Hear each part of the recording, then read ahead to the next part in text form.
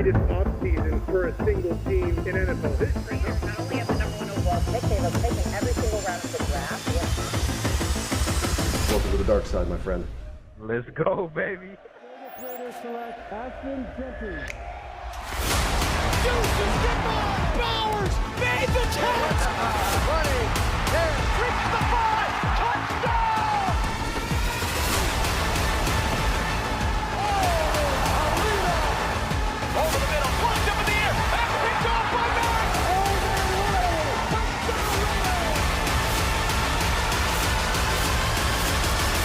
The greatness of the Raiders is in its future.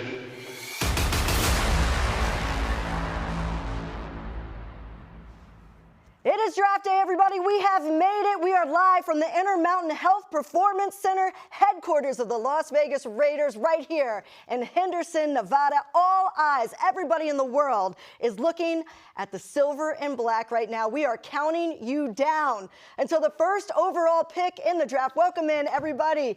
Amber Theoharis, along with James Jones and the Hall of Famer Eric Allen. It's good to be back with you guys. Yes. You ready? Yes, man. I've been ready. Oh, so exciting to be here, about this day. So many lives will change in a couple hours here, but excited to be here with you guys. The numero uno, first round pick, man. That's where I thought I was going, but it ain't work out like that. But I'm here excited. You are first round pick.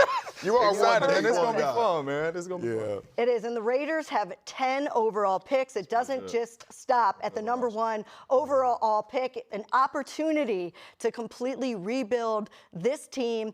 As we just heard in that open, by the way, that open got you excited. That was hot. Willie Brown, you see everybody out there. Bo Jackson, it was the history of the Raiders all in one. It gets you excited for what is ahead. Could it be Fernando Mendoza? Could it be something different? You never know. We've all covered a lot of drafts. That's why we're here. But Fernando Mendoza, he's a national champion. He's a winner. He's a Heisman Trophy winner. James, when you look at Fernando Mendoza, what do you think? I see a guy that's got it here. I see a guy that has it between the ears. We get with Coach Kubiak. We just seen what he could do with Sam Darnold. Had Sam Darnold play at a high level and turned Sam Darnold into a champion. So you're getting a guy that has it in between the ears, which is good because now when you walk into the building, the game should slow down for you. Played against some good competition last year as well. Obviously went on that playoff run. So I'm excited to see him grow and see him develop, and having Kirk Cousins here to have him learn from Kirk Cousins will be good for him. Yeah, I mean, we talked about this young man for the whole college year, basically. And he has stood up to every test as far as the transfer portal. He was in that and did an outstanding job at Indiana, kind of led those players to levels they hadn't seen forever as far as college is concerned. You have to respect how he approaches the game. He approaches it from a mental aspect. He understands the job that everyone has to do. And then when it came down to those critical moments in his college career, man, he was just spectacular. He made the plays. In every play, either using his legs, his arm strength, layered throws. When you look at this young man on film, I like the fact that his throws are layered. He can hit you in the back of the end zone with that ball that's not a bullet, but it's perfectly placed. And those are the kind of things that I think will elevate his game here in the league. You have to have the ability to have those layered throws in the league, and he has a strong enough arm to hit you on those seam routes too. So if he's going to be the guy for this football team, I know there's going to be plenty of jerseys being sold for Raider Nation. And I think that's the one aspect of what we're doing today is just providing Raider Nation an opportunity to hopefully get behind a young quarterback.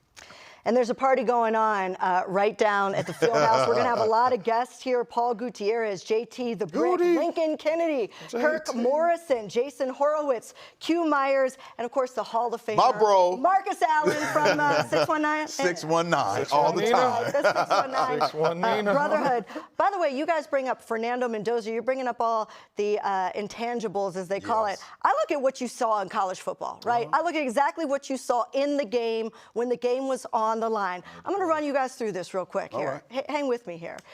At Iowa, throws a fourth quarter pick. So what does he do when things don't go his way? That's what you look for. Those are the real intangibles. That's right. Threw a fourth quarter pick. What happened? Leads a game-winning touchdown drive. Hoosiers win. At Oregon, this is on the road. At Oregon, throws a pick six in the fourth quarter that tied the game. Very next drive.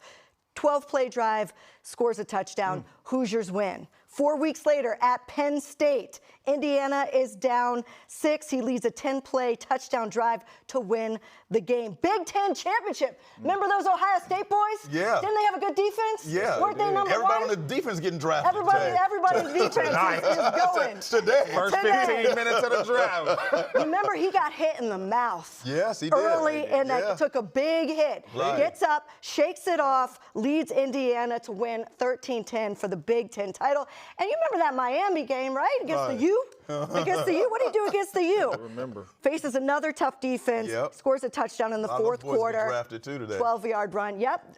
Yeah. That's what he did when the game Right. was on the line, and that's what you look for when you look for toughness and character and see if it'll translate into the NFL. So I think that's a why great breakdown. if he is selected at number one, Raider Nation is known as being tough. The Raiders are known as being tough. He ain't a choir boy like they show him in the media, right? Like he's Hey, you gotta keep, he's got a toughness, you gotta a little keep swag. it cool, That Yeah. take right there, we better take him. Yeah, you know what? And that's what it's about. Take You know, him right there. That's what it's about right there is those intangibles, things Yeah. you can't measure, but things you can see and pop up on film. That is a great breakdown, Amber. All right, so 10 total picks, though, for the Raiders. Don't forget about that. It doesn't stop at number one overall.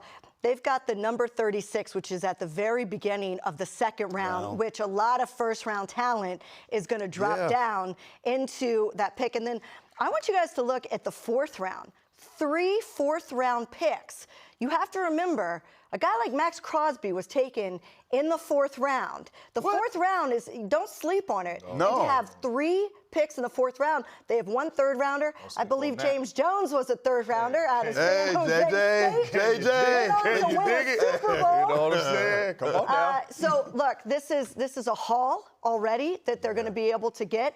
And if you look at what John Spytek did in his last couple of drafts going into back at Tampa Bay, you noticed a pattern, EA. Yeah. What did he do? Interior. All right? interior You have to find early. a way to build that interior line with those first early picks. I'm hoping that with those 10 picks, you don't want to be around for 10 picks, man. Let's trade some of those picks, get back up in the first round, and build this football team Now we're from talking. inside out. I think that's a great plan. Over his history, he's done that. He's been interior offensive line, interior defensive line. That's where you really build a football team. If you get an interior defensive lineman to help Max and those other guys on the outside to stop the run, as you know, we're transforming from a 4-3 to a 34, and that's basically when you're on first down, because when you get the sub packages, you're a 4-2 anyway. But if you're trying to build your base around a 34 defense, you need some interior guys with some girth. You need some big guys up there really being able to tie that center up so he cannot reach those 2 new middle linebackers we just got. let them So boys you run. see how things are kind of working here, and I think building interior out is the way to go for our football team. Yeah, that's big time, too, because you brought in the Kobe Dean, you brought in Quay Walker, who is sideline to sideline and coming downhill running.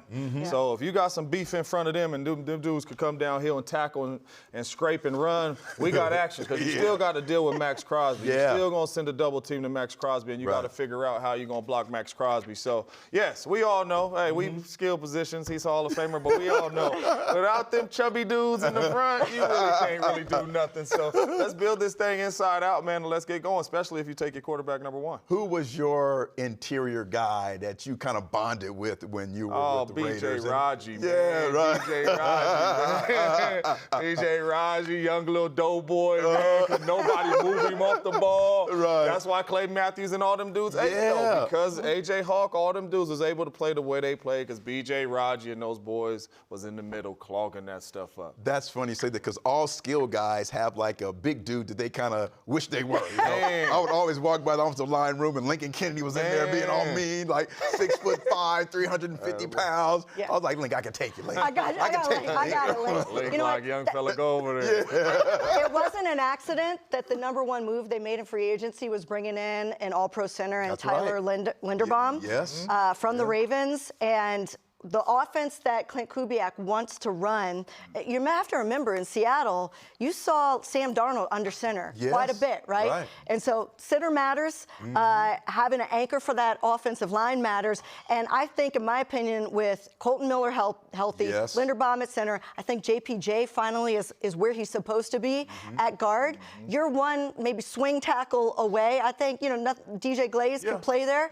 But I think, a high pick, maybe second or third round offensive tackle, when you have your brand new shiny quarterback, which we're expecting, we're guessing, I think that's a great move to make. But here's the bigger question is, should they trade up with some of that ammunition that they have? Remember, they thought at one time, the Raiders thought that they had the number 14 pick, which was when they allegedly traded Max Crosby for 2 first-rounders. The Ravens pick was at 4 10. They're just messing around. We're not gonna.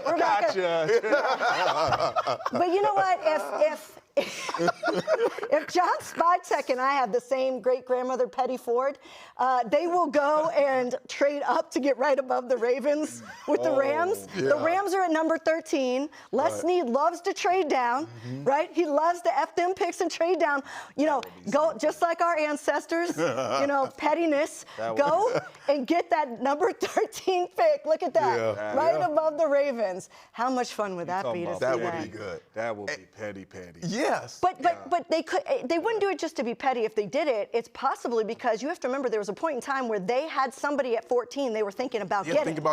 So there's somebody there that they had to have liked. And I don't think it's a receiver. I just don't think you're going to go back up in the draft to get a wideout in this class. I think all these guys are really good, the receivers, but I think they're similar in their pattern and similar to some of the guys we have on our football team already. So that lends me to think it's some kind of interior guy, either a defensive tackle or a guard. I think there's going to be competition at the guard spot this year. And I think JPJ is a big-time player for us, but I think there needs to be great competition early on.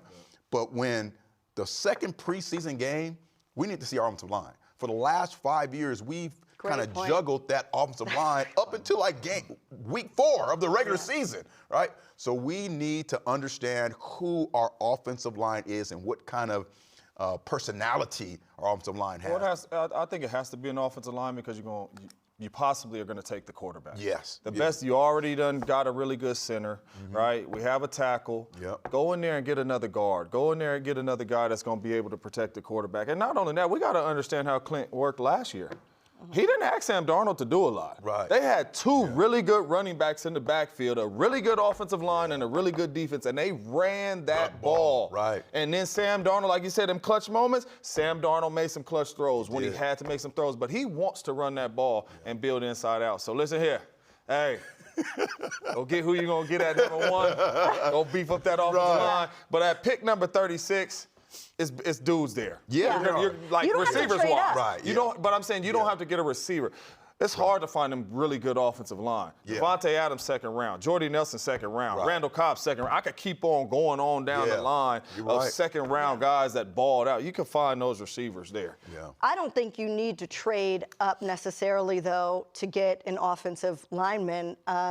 This is a deep offensive line draft. I think at number 36, you don't want to get, it's probably going to take a number 1 pick at some point to go up that high. If you're going up to number 13, number 12, it's going to take a future first round. I don't think you necessarily have to do that when you're so high up in the 2nd round. Don't sleep on the corners. There's going to be a lot of depth at corner that isn't going in the 1st round. We saw this in the last couple of years. Quinyon Mitchell and them starting to slide down at the bottom of the 1st round. And I'm thinking, nobody's taking a corner yet. The Raiders are starving for a corner. The Raiders haven't had a shutdown guy. I mean, Nnamdi Asomugha, you had him, you had Charles Woodson was playing safety by the time he got hit Like, they need a corner. And here's some of the guys. All them dudes you said got gray hairs. I'm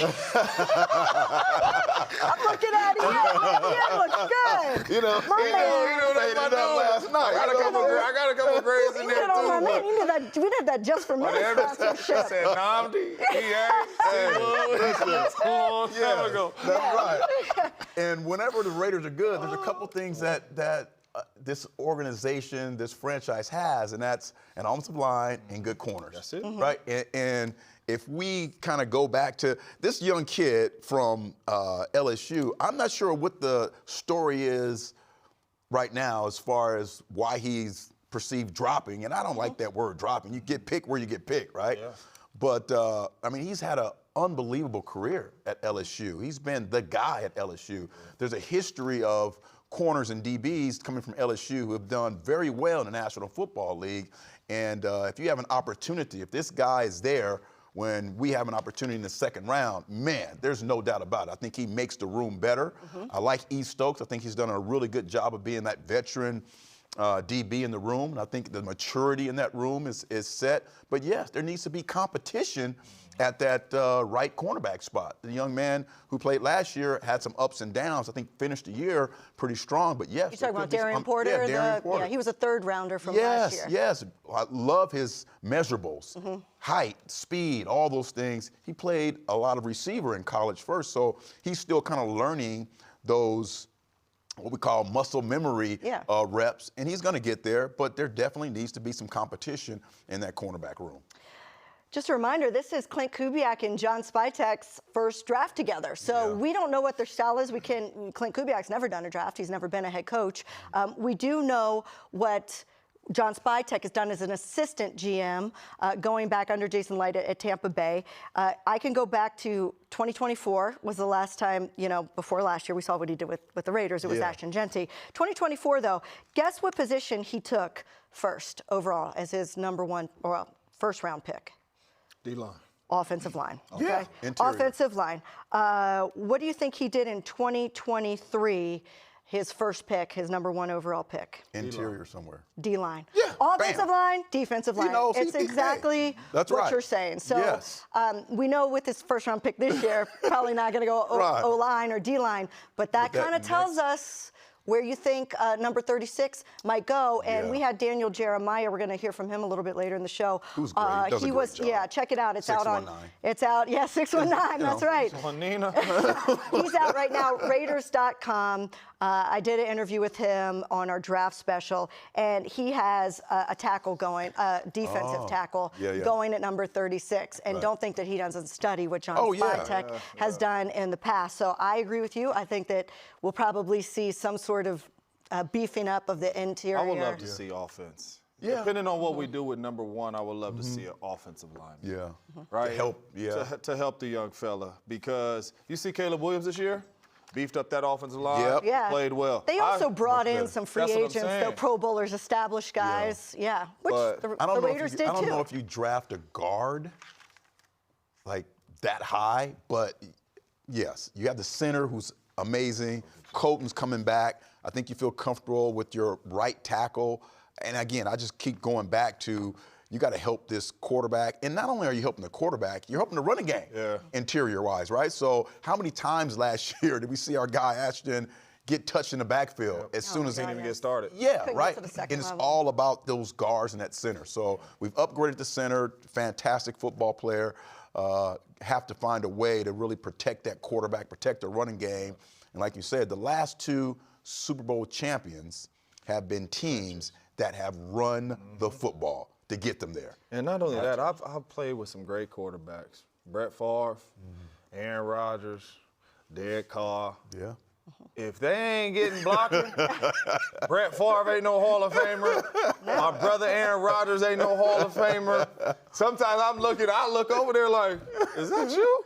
But then you look on the Jumbotron, you like, he's running for his life. So protect the young fella if we're going to. Yeah. Now, if we don't take him if something happens, then go get them D-line. Right, exactly. And people talk about the debate of, and we're going to hear from Kurt Warner later in the show about this, whether or not you start a guy day one, you sit him behind Kirk Cousins.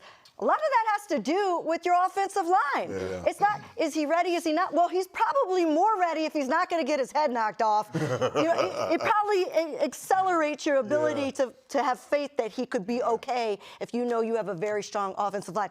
You talk about Derek Carr. I remember David Carr. Do you remember David Carr, the number one overall pick with the Texans? Right. His career was altered That's right. because a team picked him number one overall, was not ready to put him out there.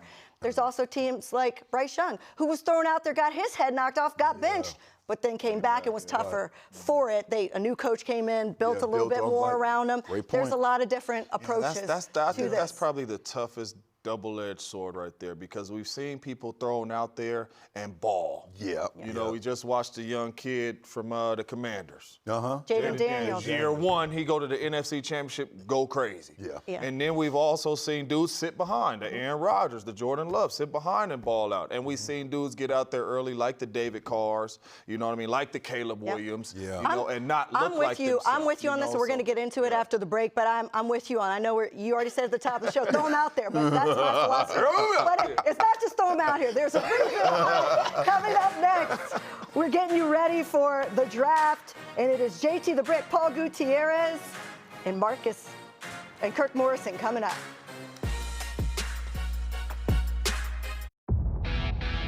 It's game day. The day we've been waiting for. And this is more than just a game. It's a passion, a lifestyle. It's time to suit up, Raider Nation. This is Raiders football, where we all bleed silver and black. It doesn't matter who you are or where you come from. Here at the Raider Image, you're part of our team. Every hat, every piece of gear. Let your loyalty show out. Whether you're in the stands or cheering from home, we've got your back. Feel the confidence, own the game. We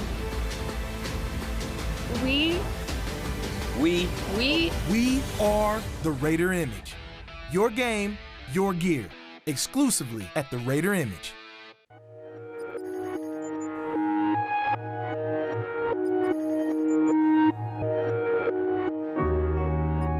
It was funny because it didn't say Las Vegas, it said Raiders football. And so, grabbed my phone, picked it up, and I mean, my friends just couldn't help but just start yelling, so I had to run away from everybody. Caleb, John Spytek in Vegas. You doing all right? Yes, sir. I'm doing great right now. Oh, good. We got a lot of people there. All right. Well, you're about to be a Raider. Welcome to the dark side, my friend. Talk to me, because I can't hear you. Hold on. Everybody yelling in the crib. Y'all about to make me a Raider? You're going to be a Raider. Welcome to the dark side, I said. Man, come and get me. Y'all about to get everything I got. With the 98th pick in the NFL 2025 draft, the Las Vegas Raiders select Caleb Rogers, guard from Texas Tech. Let's go. I'm happy to be here, first day of school. I'm blessed. I'm extremely excited. And how excited I am. I told him, send me the playbook tomorrow, put me on the plane tomorrow. I'm ready. I'm ready to be a Raider. I'm ready to be a part of this organization.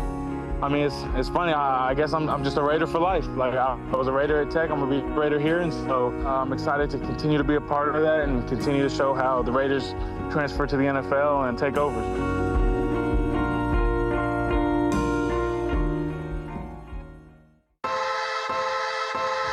It's too loaded, baby. Let's go. Time to get after it. Back at it. Get it. Got the whole crew out here today, huh?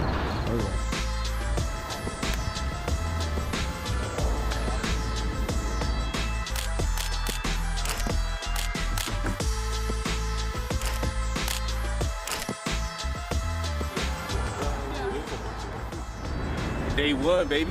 We here. Hey, it's Charles Snowden.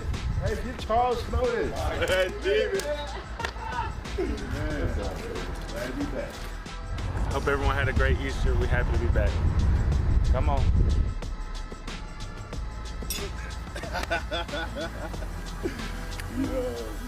Camping, man. Day one. Back at it. Let's go.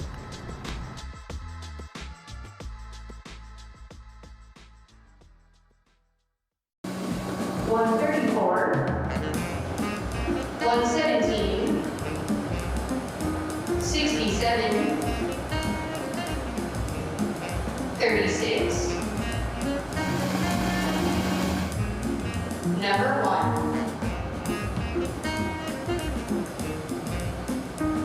Bingo.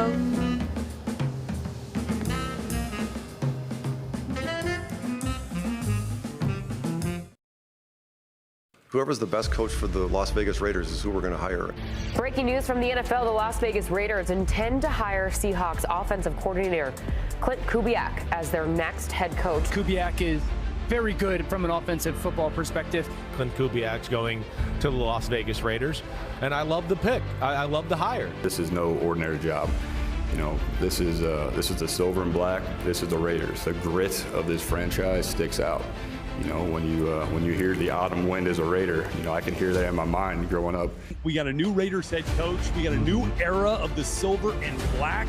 It's because of the #1 pick. It's because you got, you know, really one of the hottest names in this head coaching cycle where, you know, Clint Kubiak leads this offense. Feels to me like Clint got the guys he wanted. We're talking about Max Crosby. He's going to go to the Bears. He's going to go to the Cowboys. No, he's a Raven. The Baltimore Ravens go and get him. But there it is in the purple. This is real. This is happening. Max Crosby being traded to the Baltimore Ravens for a couple of first-round draft picks.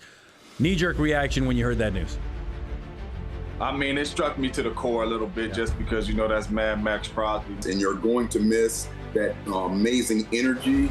So everything kind of goes how it goes. And then last night we get a message, yep, Ravens said we ain't doing it. Nope. For the Baltimore Ravens, the term buyer's remorse is something that does come up a lot. And I want to hear a statement. I want to hear something, some kind of explanation. I wasn't supposed to be in Baltimore. And that's it. You know what I mean? I'm meant to be a Raider. It's through my damn core. And when Max Crosby left the Raiders several days ago, when we thought he left the Raiders, it was one of the NFL's worst rosters. They have spent a lot of money to bolster that roster. Good moves. I like what they did. You know what I mean? It's smart, young players. Big reason, you know, choosing the Raiders is just the belief of, you know, what we're trying to build here. My intensity, the grit, just my style of play, the physicality, everything that comes from me, I just think we fit. Man, it was, you know, the team I wanted to come to. You know, the GM Spy, man, he was just aggressive. Let's just say that Max plays for the Raiders. You're going to tell me that you got Kwity Paye and Kuntz alongside of him? You got Quay Walker in the middle with Nakobe Dean? Just the job that Coach Kubiak has done throughout his whole career, and the guys that he has on his staff, that played a major role. And I just love what Kubiak does with his offense. Breaking news just in, Adam Schefter, what can you tell us? The Las Vegas Raiders are signing Kirk Cousins to play quarterback out in Vegas. You know, we've got a great plan. We've got a bunch of great people working really hard on it. I think it's a type of person that Kirk Cousins is. He's a person with great character, integrity, toughness. I always say when I evaluate the quarterback position, two non-negotiables for me, physical and mental toughness. This guy has it. He doesn't miss a lot of starts. I think he makes players around him better. And I think it's a team that has a lot of young talent and that they're building something special, and I want to be a part of that. I brought a buddy today, so you can't pepper me with all the questions. Both John Spytek and Brian Stark sat there and seemed very calm, very confident, was ready to attack, you know, this draft coming up next week. I don't think that there's any different level of detail that we put in the pick #1 that we put through any of our 4th round picks or put into the 5th round, 6th round, 7th round picks. We're kind of analyzing all the players on the board under the same microscope. I think we're all really excited about where we're at right now after the past month, and you know, we've got really big things in our future. Big things ahead indeed. Welcome back to the Raiders NFL Draft live show. Amber, along with James Jones and Eric Allen. And you know who we have hanging out at the field house right now, right outside of the war room? Paul Gutierrez. All right. What's up, Paul? What's up, guys? How you doing? Got the sport jacket on. I don't know if I ever seen you with the sport jacket. Every now and again, I had to bring one out. You know, we both teach in college, so we got to have something to look professional. Well, you don't have the #1 overall pick very often. You're right outside of the war room. First of all, just tell us. I know you scoped it out. Yeah. We saw it on video as we came into the show. This is pretty cool. A whole new war room, right?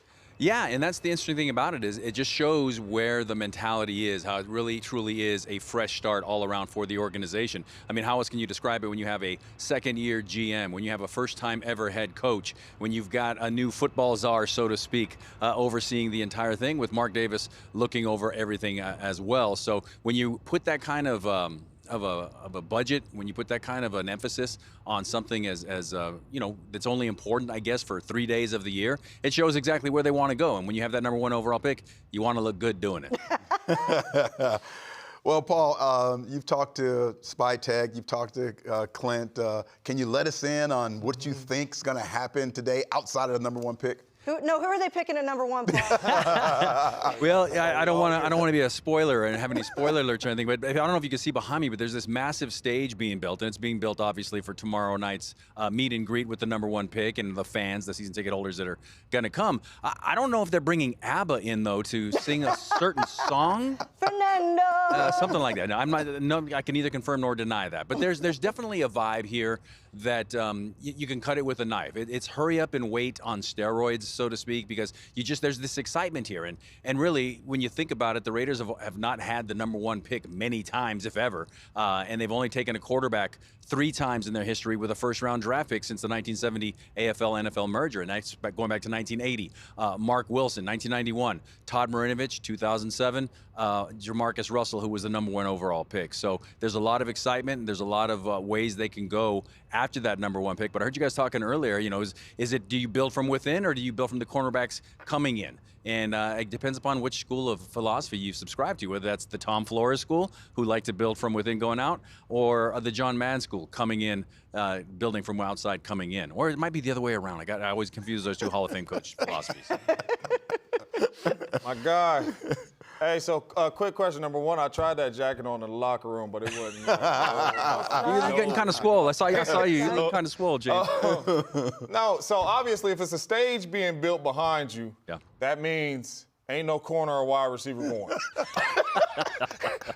So right. It's probably only, one dude going. Just give us your opinion on them. We all have our opinions up here. What's something that may jump out on the tape that you get Raiders fans excited?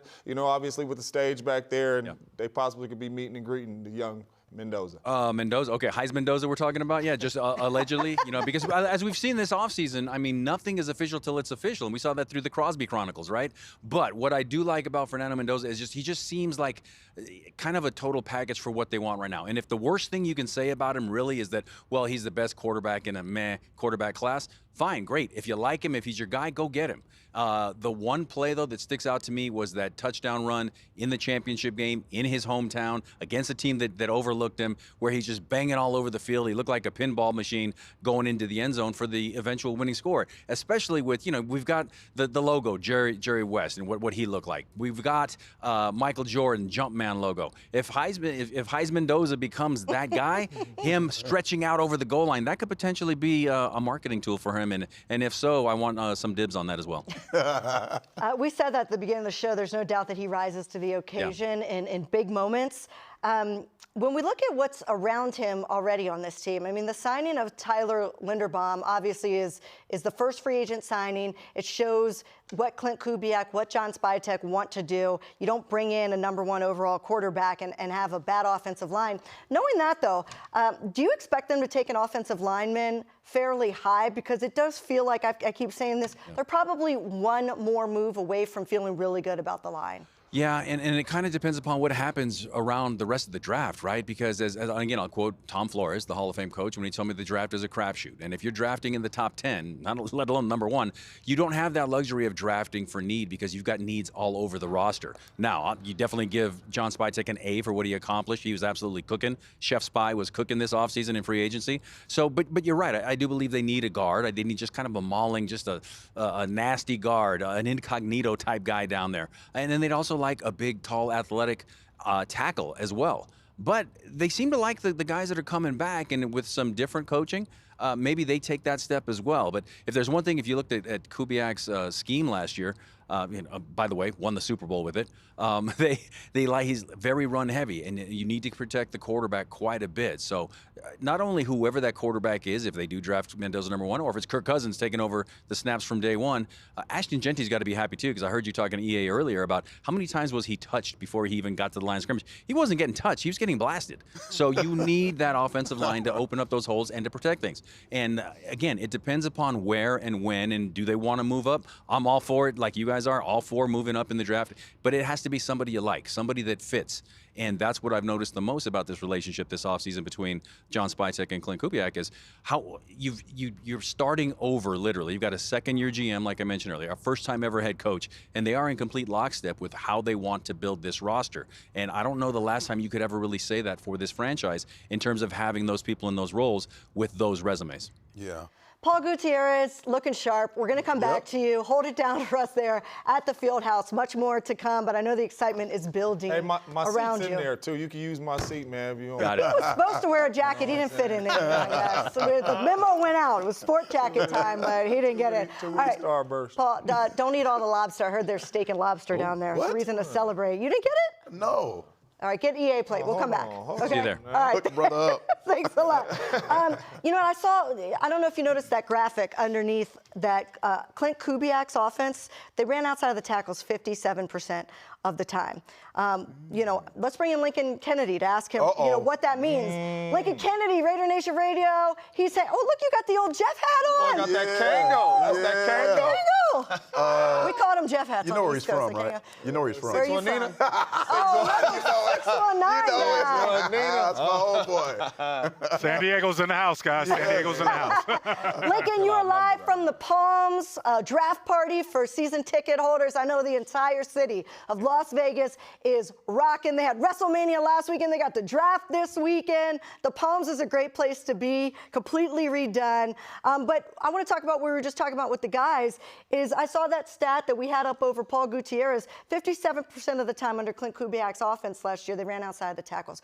What does that tell us about what kind of, you know, zone run block scheme or what is the offensive line going to be asked to do, you think, under Clint Kubiak? Well, first and foremost, you got to have good blocking tight ends to seal the edge, to control the edge. And the Raiders do have that, especially in Michael Mayer. And Brock Bowers is getting better. So you have to be able to stabilize the end. And also good wide receivers blocking. And you watch the Seattle Seahawks as they won the Super Bowl last year. It was a team effort, especially when the offense struggled. You watch those wide receivers get up in those DBs' faces, be able to take on those safeties, to be able to get outside the box. That's absolutely essential. But when it comes to zone run scheme, most people got to understand you're blocking an area, not a man. So who's ever in that area you take, you never pass up color. It's going to be a big challenge for this Raiders offensive line, but they've got the right people in the place to do it with.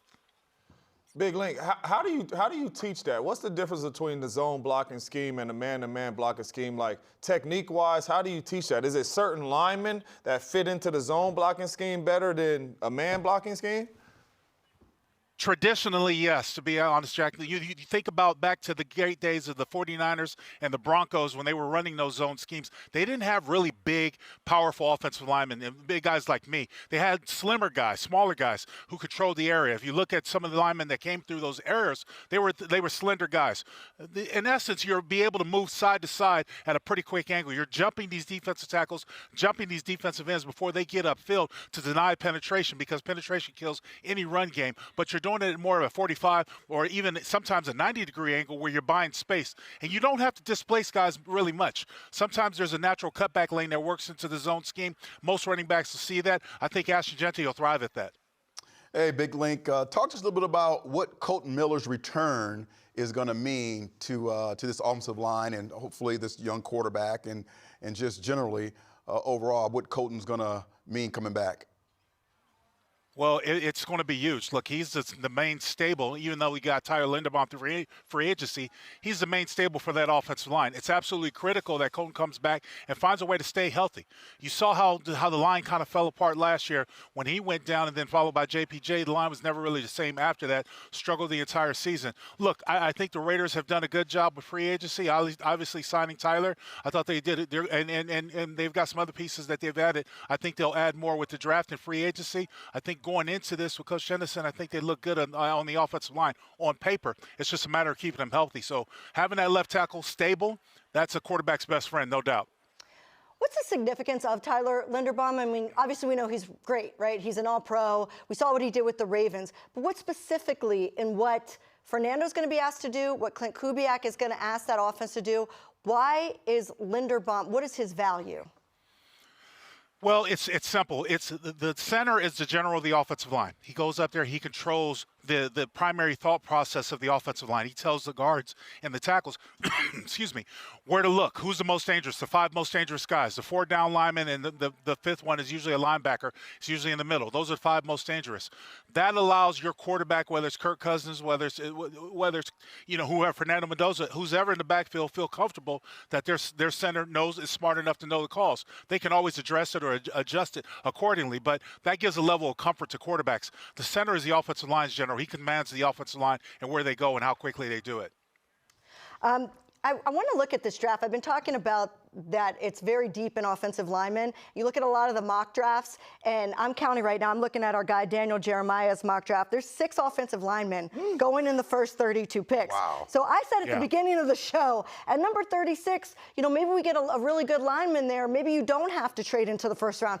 Now I'm seeing, obviously it's a big need. I'm seeing how many of these good offensive linemen are going to be gone by number 36. Do you foresee the Raiders going back into the first round? And could it be to get an offensive lineman? And right now he has the 6th best lineman, Caleb Lomu, going to the Dolphins at number 30.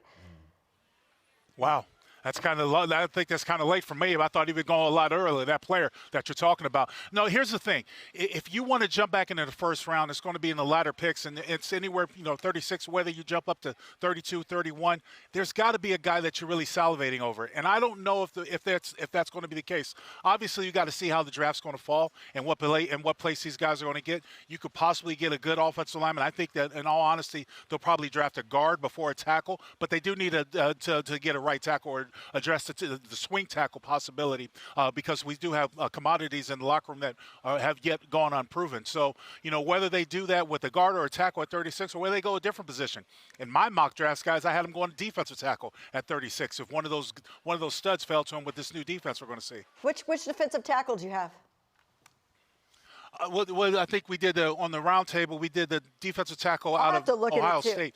Yes, that's exactly who Daniel Jeremiah had going, by the way. So I'm gonna pay attention to that in the break. Look at Link. Yeah. Look at Link. You and DJ are in sync. That's the one. I don't have my notes in front of me. Yeah. No, I think you guys are in sync. I think that's a great point. All right. Hey, Link, hold it down there. Stay away from the margaritas. I hit them once at the Palms. You have a good time there. I do want to take a picture of that, though. You want to take a picture of this? Because I want to show my parents that play youth football that linemen make money too.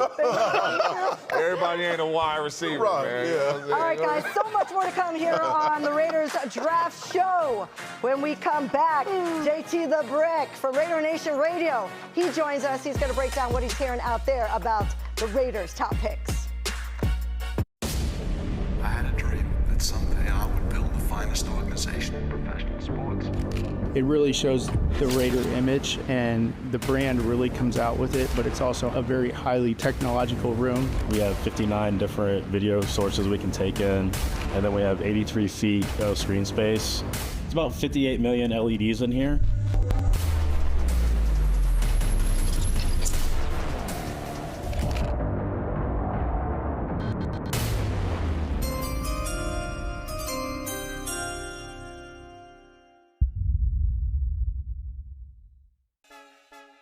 Quay Walker. This is a big-time linebacker. 6'4", 240-something pounds. This is an old-school linebacker who likes to play downhill. We're going to see here right away. I mean, this is the kind of football player that you need when you're talking about stopping the run. Strength to speed is something that people talk about here, and understanding diagnosing the play. Bam!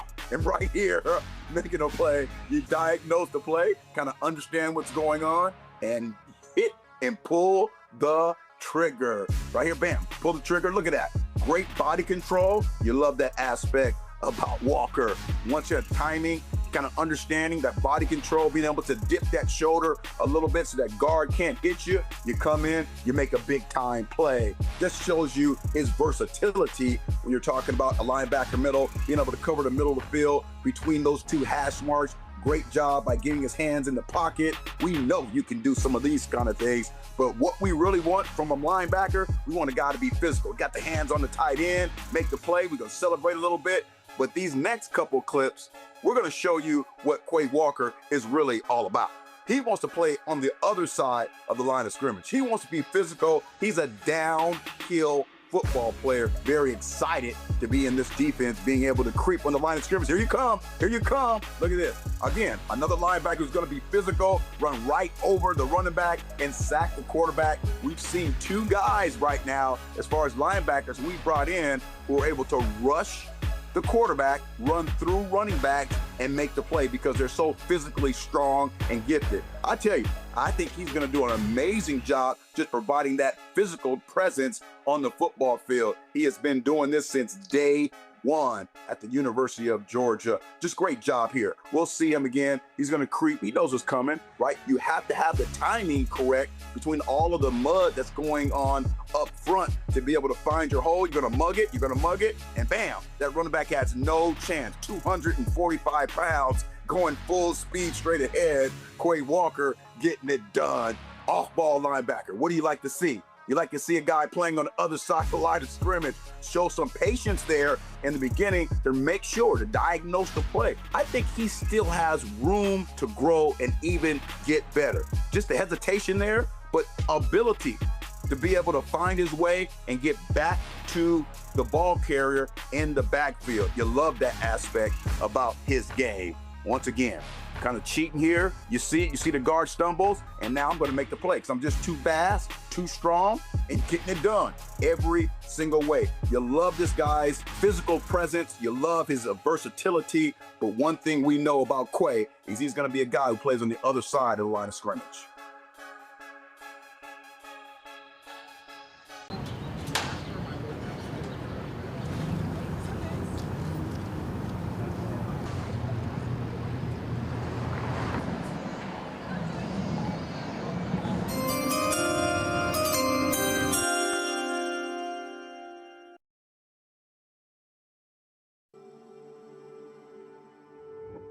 I think Rod Martin's as good as anybody. Cardinals there, they bobbled the ball and sprinting towards the end zone, number 53, that's Rod Martin. And the Raiders have turned it around. Rod Martin's a smart player. Rod Martin's dependable. Rod Martin had the strongest freaking hands you've ever seen. I mean, his hands were like, I never saw a guy who had muscles in his fingers. Raiders, don't count us out. Never count us out. Raiders, you're back. He had great grip strength. He had great mental strength. That was the strength of Rod Martin. He was never out of position. He was always where he had to be. Rod is having himself one whale of a ball game here tonight. Rod Martin's a great player.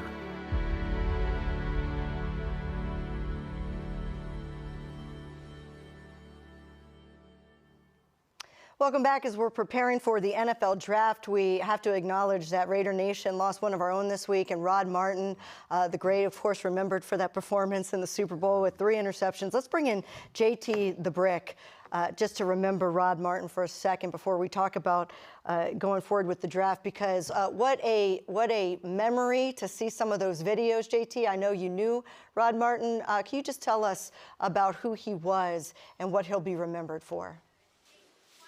What a big, big, big voice and legend in Raider Nation, Amber. He did it all.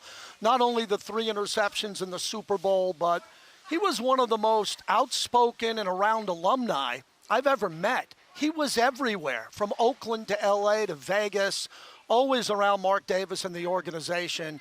It is a tragic loss, and this week I did a tribute show for him on the radio with Matt Millen and Jeff Barnes, and you'll have Marcus Allen on later, and this is arguably Marcus's best friend going back to USC, a 12th round draft pick.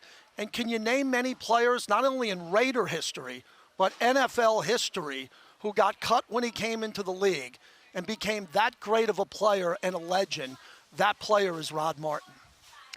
JT, we'll certainly ask Marcus Allen as well about his memories of Rod Martin, but we send our condolences to the Martin family as we remember him in his passing this week. But there is a draft that is going to take place in a couple hours here, and the Raiders have the #1 overall pick. We know you are there at the Palms. You've been doing radio coverage on Radio Nation Radio all week long. So much talk about Fernando Mendoza, but I want to ask you, where do you think the real bulk of this draft is going to happen after that with the Raiders? Great question, Amber. I think the offensive line, and every time I do a pregame show, with EA or a post-game show, we were talking about the troubles of the offensive line. And if you're looking about trading into the first round to get a great offensive lineman, I would do it. If you're going to wait in the second round and the best offensive lineman from the first round with the grade is available, I don't see how you don't take him. You got to build a wall around Mendoza. He is the face of this franchise and the future if he's taken number one, and you got to protect him. And we got Ashton Jeanty and Brock Bowers, and this offense is right here on the border of exploding if they can get the offensive line right.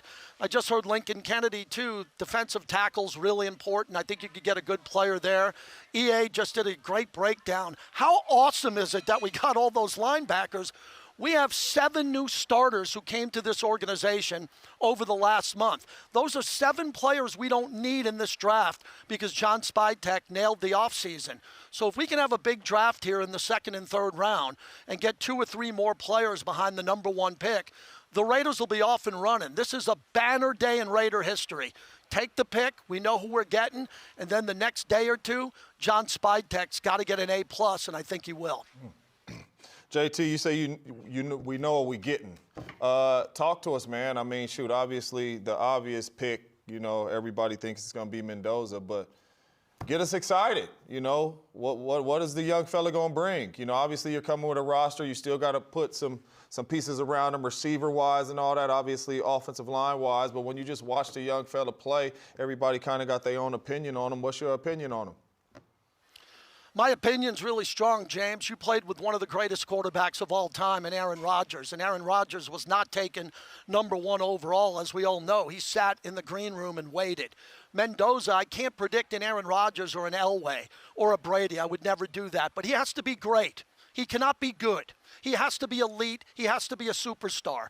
If he's the number 1 pick overall in the draft and he's the leader of this franchise going forward, we are talking about multiple playoff appearances, multiple shots at Super Bowls. This can't be a guy, I've been saying for the last month on the radio, I think the comp of him is Matt Ryan. Matt Ryan was an MVP, played in a Super Bowl that he was up 28-3 and should have won, was a multiple Pro Bowler, threw for a lot of yards. So that's, to me, the floor.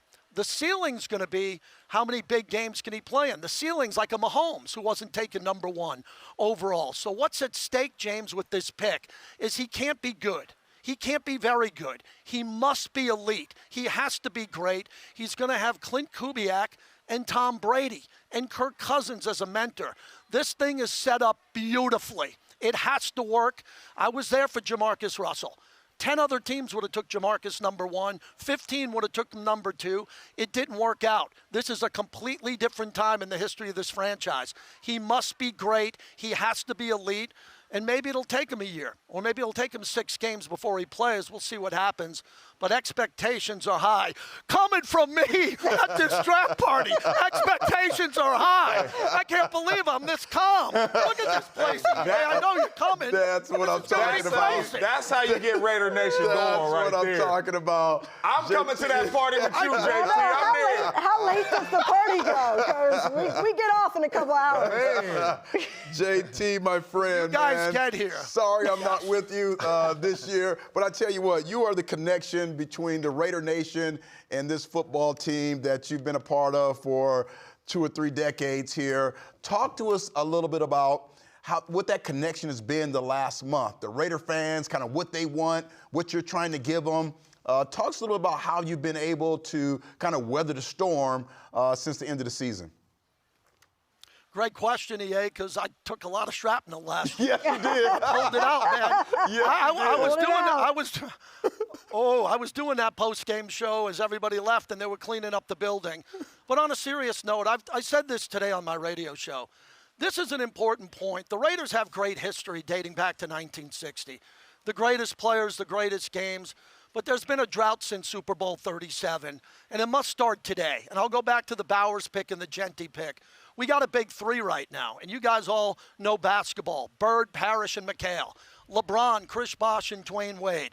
Great organizations in all sports have a big 3. We now have our big 3 if we get the quarterback with Bowers and Jeanty. And I've been telling all Raider fans, the recent past has been very difficult. It's been difficult on the fans who matter the most. But now it's time to put that behind us all, gravitate and come together, celebrate today, everybody be on the same page. No infighting amongst Raider Nation. We're too busy trying to knock off these Chiefs and Chargers and Bronco fans and everybody else. This is a moment in Raider history that I think it's a coming together moment, and it's got to work. And I'm saying that there's pressure on everyone in this organization to get it right. A lot of people lost jobs in the last 5 years over this day. Who do you pick? Who are you getting in free agency? I think they finally got it right. Now we got to sit back and watch it. But the fans, let's have a party. This is going to be one heck of a weekend here in Vegas. It is a great time to be here in Sin City. 1998. All right, JT, we're going to check back with you a little bit later. Thanks for checking in. We'll see you. All right, my friend. Thank you, everyone. He's got the mist going on behind him and everything like that. Look, Aikman, Smith, Irv, like there are a lot of big threes, and they win Super Bowls, right? Yes, they do. And you already have Ashton Genty. You do have Brock Bowers. I know he's not a #1 receiver, but he is in a way as a tight end.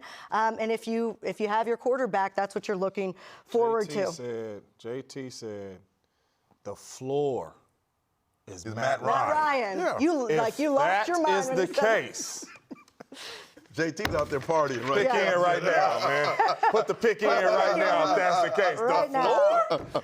All right, we have so much more to come here on the Raiders NFL Draft Live show. EA is going to sit down with new defensive coordinator Rob Leonard. What is this 3-4 defense going to look like? Also, we got Kirk Morrison, the voice of the Raiders, coming up, and we're going to break down the Raiders quarterback room, a quarterback room breakdown. That's all next. Don't go anywhere. We're getting ready for the draft right here in Las Vegas. Right now at Allegiant Stadium, high schools across the valley going head-to-head for the state championship.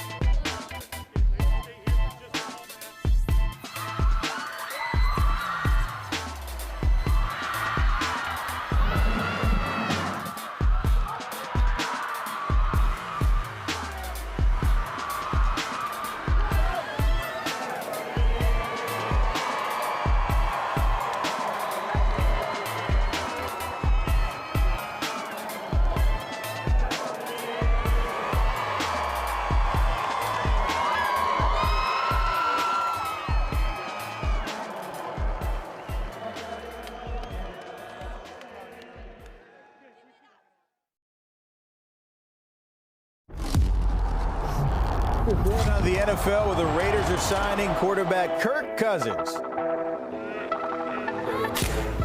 Hey guys, how you doing?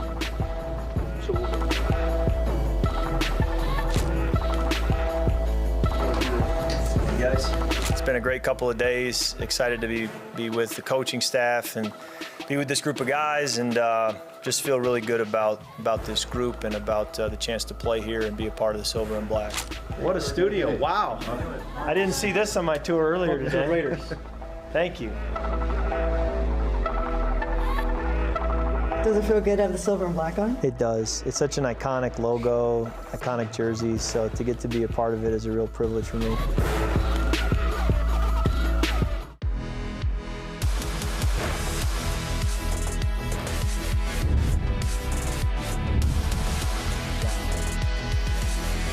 I love it, man. Matter of fact, when I walked in the locker room, I thought I was going to start crying.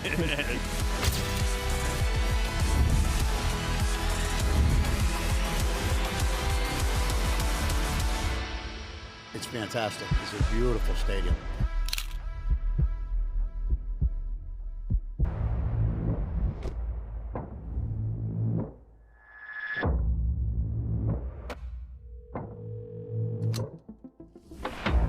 The greatest offseason for a single team in NFL history. Not only have the #1 overall pick, they have taken every single round of the draft. Welcome to the dark side, my friend. Let's go, baby. Raiders select Ashton Genty. Deuces, get by. Bowers made the catch. Running, there, reached the 5, touchdown! Oh, over the middle, plunged up in the air, and picked off by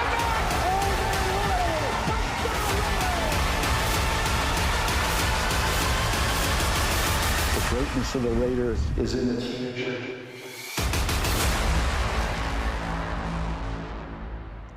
It is draft day here in Las Vegas, Henderson, Nevada. That give me chill bumps It there. does. Seeing the past, the present, and it seems like the Yeah. future is going to be so bright. I've never had more excitement around a Raiders draft because not only do they have 10 picks, they have the #1 overall pick. They had $100 million in money to spend in cap space. They already spent $75 million. As JT the Brick said, just brought in 7 starters. That's 7 people they don't need to draft. So now they got 10 spots that they can draft. So much to talk about. We're going to take you all the way up to the draft. Draft starts in about 3 hours from Pittsburgh, Pennsylvania. A lot of history there, by the way. Pittsburgh, Western Pennsylvania, the home of modern-day football. Great football players. Great football players out of there as well. But I know you had a chance to sit down with he's old to us because he was the defensive line coach, but moved up to defensive coordinator, Rob Leonard, to talk about his philosophy, his vision, and what we can expect from this defense in 2026.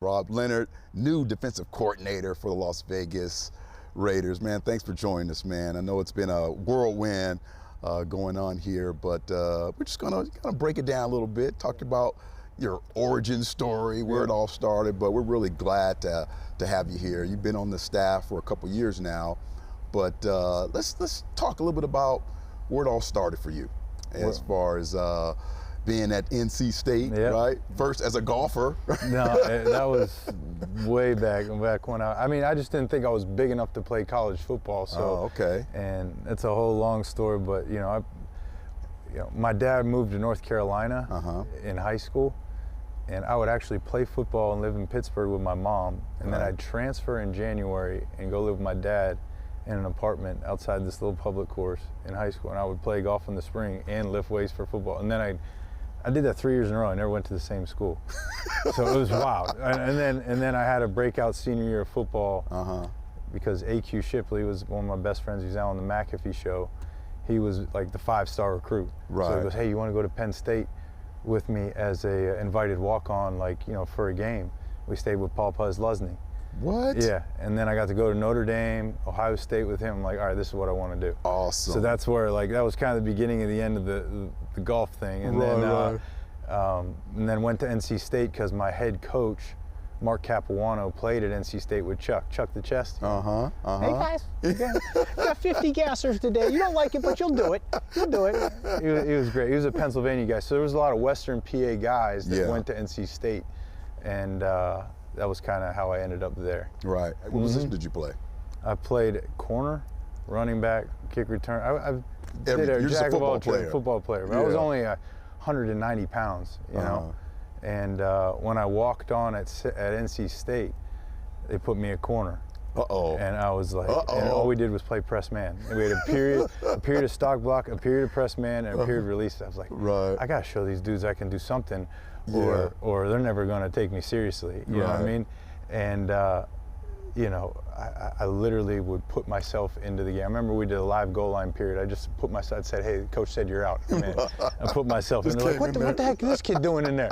Just put myself, and then I learned you learn the basic fundamentals, of playing. Like if it was a 7-yard, if I thought he was going deep, I'm on top, I'm bailing in the hell. There you go. I mean, you know this. I was like, I'm not getting beaten on the 9 ball. And then I'll live for the. And so then after that first year, actually got into a game at corner.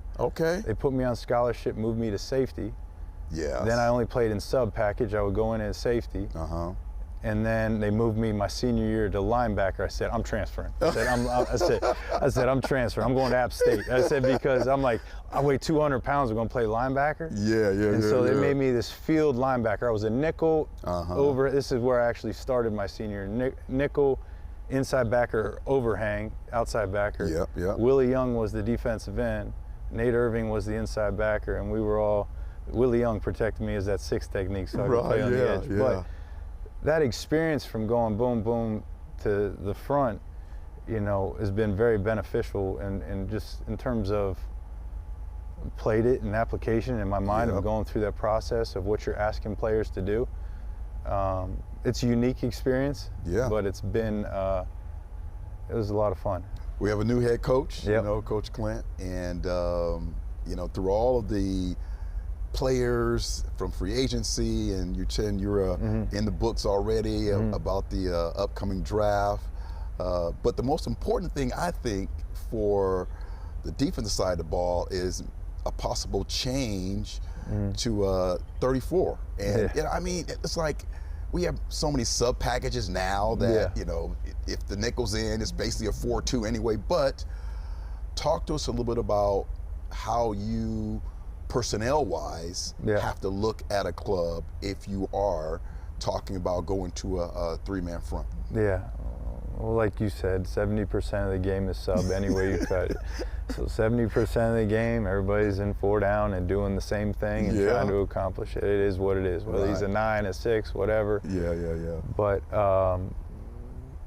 in a simple form, I mean, at the end of the day, you can play 4 guys on the line, 5 guys on the line, or 6, which is cool. And you know, if we play 5 on line and either guy could go, that's 3-4. If one guy's going, that's 4-3. So what's the difference?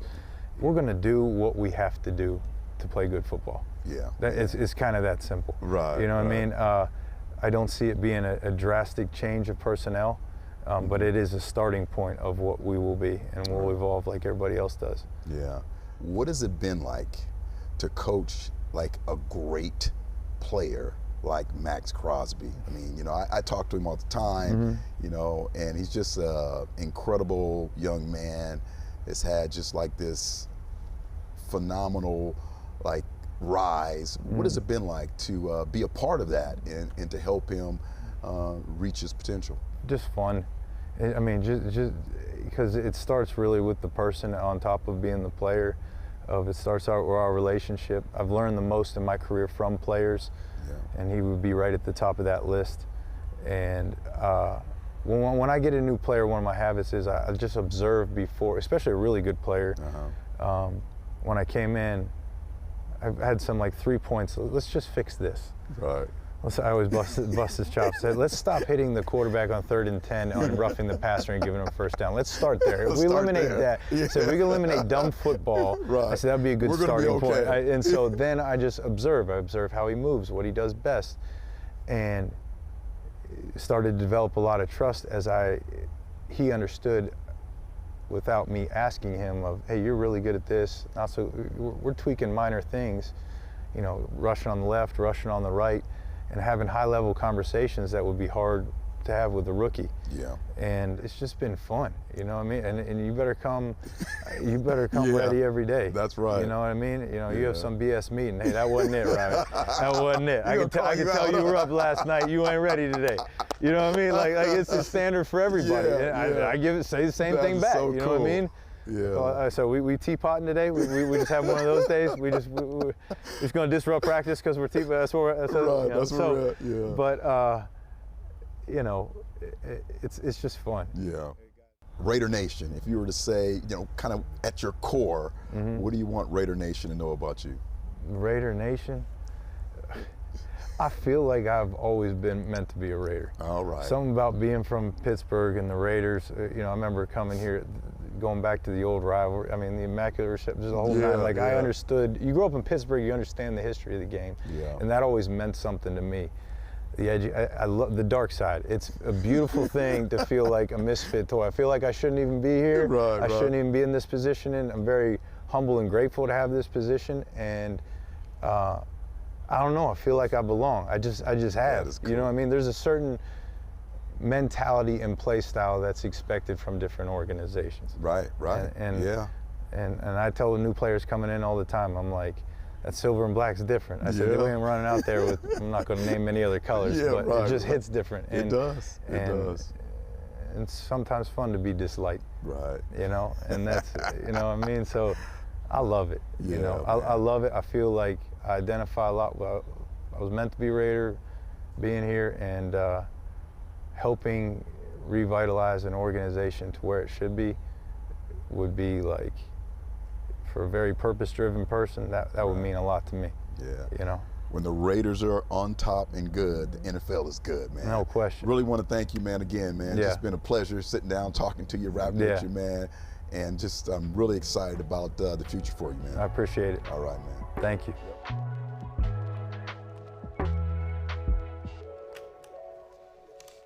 He says sometimes it's good to be disliked, but Rob Leonard is so damn likable. After that interview, no, you like the guy. You had a chance to sit down with him. We've all talked to him offline. It just seems like the Raiders got this right and promoting him to defensive coordinator, keeping him in-house. He's legit. He really is. And just from his grind from when he was a younger guy, not really understanding and knowing, you know, what the business is about and being able to be under all those amazing coaches at different periods of his time, he's used those experiences to help him in those meeting rooms. And it's not easy to be a D-line coach. When you walk into the defensive lineman's room as a player, it's dark. You know, the guys have their own thing going. And he was able to really help Max get to this level and maintain this level. And I think that's really what he does best, is give those players an opportunity to be great, but how to stay on top, keep that grind. And a big part of why Max is Max, because Rob has helped him get to that level. So I really love Rob as a coach. Yeah, listening to that interview, he just looked like he got the it factor. he does. Like, when you listen to him talk, like, you could just feel the energy coming off him. One thing I know about defenses is totally different than offenses. An offensive coordinator, he walk into the room, hey, man, hey, this is the game plan we putting in today. All right, we finna attack the right corner. You know, we're going to do this, do that. Defense, hey, it's time to go today. We own the offenses. You know what I'm saying? Yeah, but that's just that's how he comes off. Right. And if we play with that energy and that effort, like we was yelling up here all season, we just need that energy. But that's just kind of what he brings, and I think we're going to be all right, man. Yeah. Do you know what's interesting? I had a chance to talk to him just casually in the cafeteria. We were hanging out, and this was before free agency began. And he was talking about his philosophy. I mean, he's sitting there, I'm trying to get a burrito, and he's talking about defensive philosophy. You like move, man. I'm trying to fix myself. I'm just trying to make my burrito. But he was telling me, you know, this philosophy, and I was listening because I wanted to hear what he had to say. And obviously for him, it does start with the defensive line. I know he's in charge of the entire defense, but he was like, you need dogs. And he's like, you need pass rushers, you need dogs. And he's like, when I first took this job over, I'm saying, okay, you got Max Crosby, that's one. I want 4. Yeah. Now it's 3, or outside linebacker as well that can rush the passer. Well, that was in February. I think it was February 8th that we spoke, right after Super Bowl. Now we fast forward after free agency. They've got Quay Walker, Nakobe Dean as linebackers. They've got Kwity Paye as well. They re-signed Malcolm Kuntz. So if you remember, a lot of people don't talk about this, that when you have a major injury like Malcolm Kuntz does, it takes sometimes 2 years to get back. Your first year back, you're back. Yeah. Your second year, you get back to the same trajectory. And he was on a fantastic trajectory before he got hurt 2 years ago. You do still have Tyree Wilson, who made strides. I know everybody as a first-round pick want to see him make bigger strides. Right. But they do have some dogs now, and that's the biggest difference. But, you know, JJ, you could speak to defenses as well. You saw what Quay Walker did as a member of the Green Bay Packers. He led the team in tackles every single year since he was taken as a first-round draft pick in 2022. I was sitting there that night of the draft. He came to my table. We were interviewing him. He's a dog. And what does he bring? What is Nakobe Dean, who, I mean, Georgia guy, Nakobe Dean. Can't go wrong with those Bulldogs sometimes. It's a mindset right off the bus. It's a mindset right in the training camp. Quay Walker is a top 5 linebacker in this league, and he's not 5. I'm telling you right now. I've watched him play for the last 4 years. The dude can flat out play. He's sideline to sideline, and he's downhill. And mentally and physically, like you said, Amber, he is a dog. He is going to set the tone.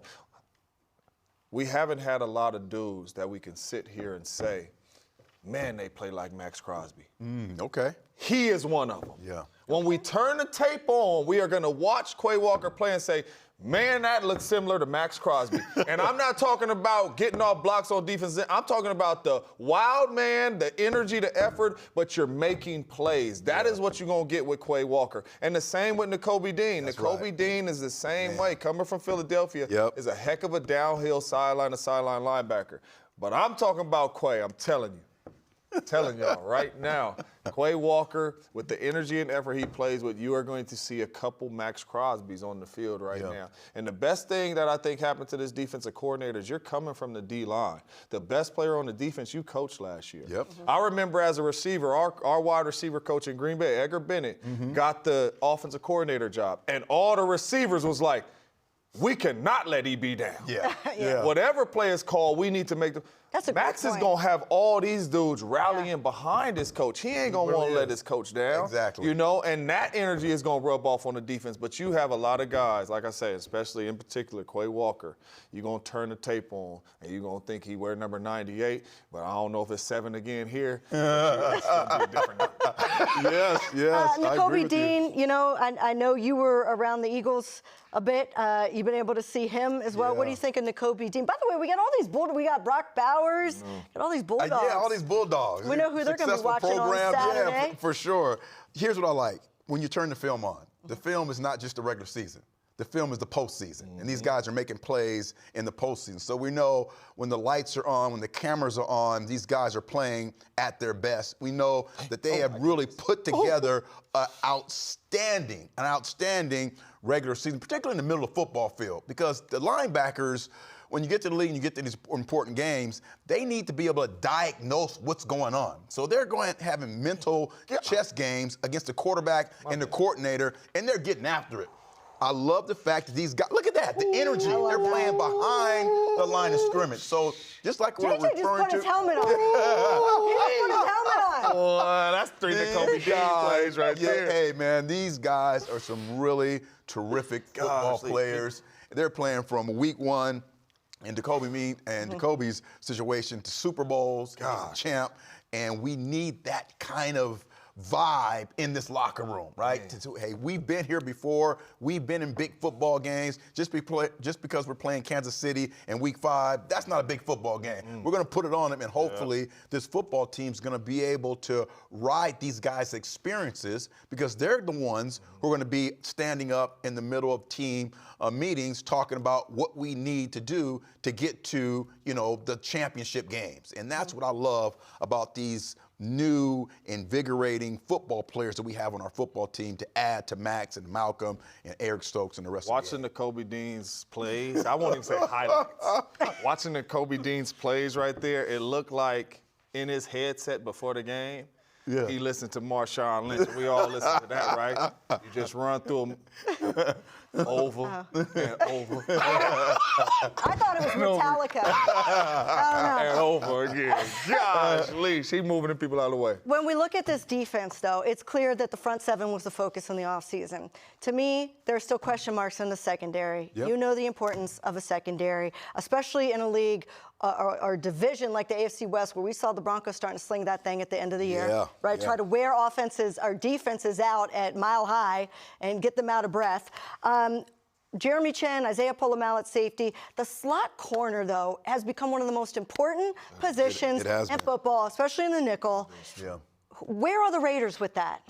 Well, we just got one in free agency, and breaking down his film, again, he's a 5'10", 5'11" guy, but he plays with a physical presence, and that's what I was surprised about when I popped on the film.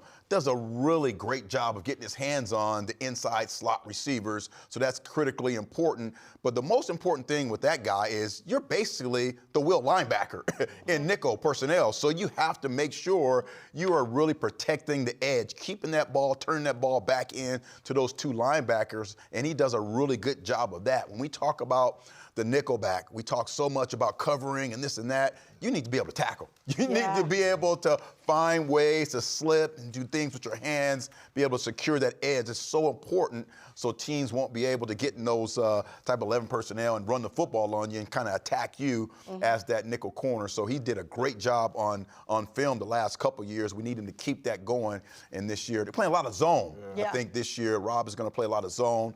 And so that nickel guy is going to have to do a lot lot of covering, getting to that hole, getting those eyes back to the quarterback. And then not only that, too, I think a lot plays into this because, number one, we never play with leads. Mm-hmm. So hopefully this year we can get up on some people and play with some leads. And I'm not talking about 21. I'm talking about, hey, we in the fourth quarter, just started. Yeah. All right, we up 10. We have 6, yeah. You know what I'm saying? Whatever it may be, you know what I'm saying? And we're able to unleash our pass rush. And then another thing is pressure. Yeah. If we're playing this 3-4 defense, you got to block nickels. You got to block quick linebackers. So if we're able to get some pressure on the quarterback, I think that can help our secondary out as well, too. But our secondary over the years has been playing and having to cover for 4-5 seconds, and they ain't been playing with leads. So, you know. Well, the pass rush is going to help that. That's right. Absolutely. Tips and overthrows. Tips and overthrows. Come on. No doubt about it. So much more to come here on the Raiders NFL Draft Live Show. We're getting you ready for the draft. The Raiders have the #1 overall pick. What's happening down at the field house? We're going to check in with Paul Gutierrez. Also, NFL Media's Omar Ruiz.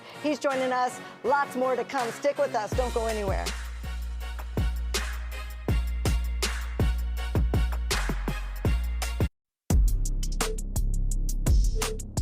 Raider Nation, and we got us one. Nakobe Dean, he's a red dot, 3-down linebacker. Off ball, but he can get after the quarterback. When we usually blitz, we're in a mug. So that means the linebacker comes up. He's just coming from depth, running right over you, not putting any moves on you. We love that physical presence of our defense, because that's what we want our teams to be. We want to be physical on first and second down. When we send our linebackers, this is what we want. No running around, just great job there. That's how you rough up a running back on a blitz. He can do a little bit of everything. That's why I call him the 3-down guy. As we see here, we see the Charger end spread. They're in 11 personnel.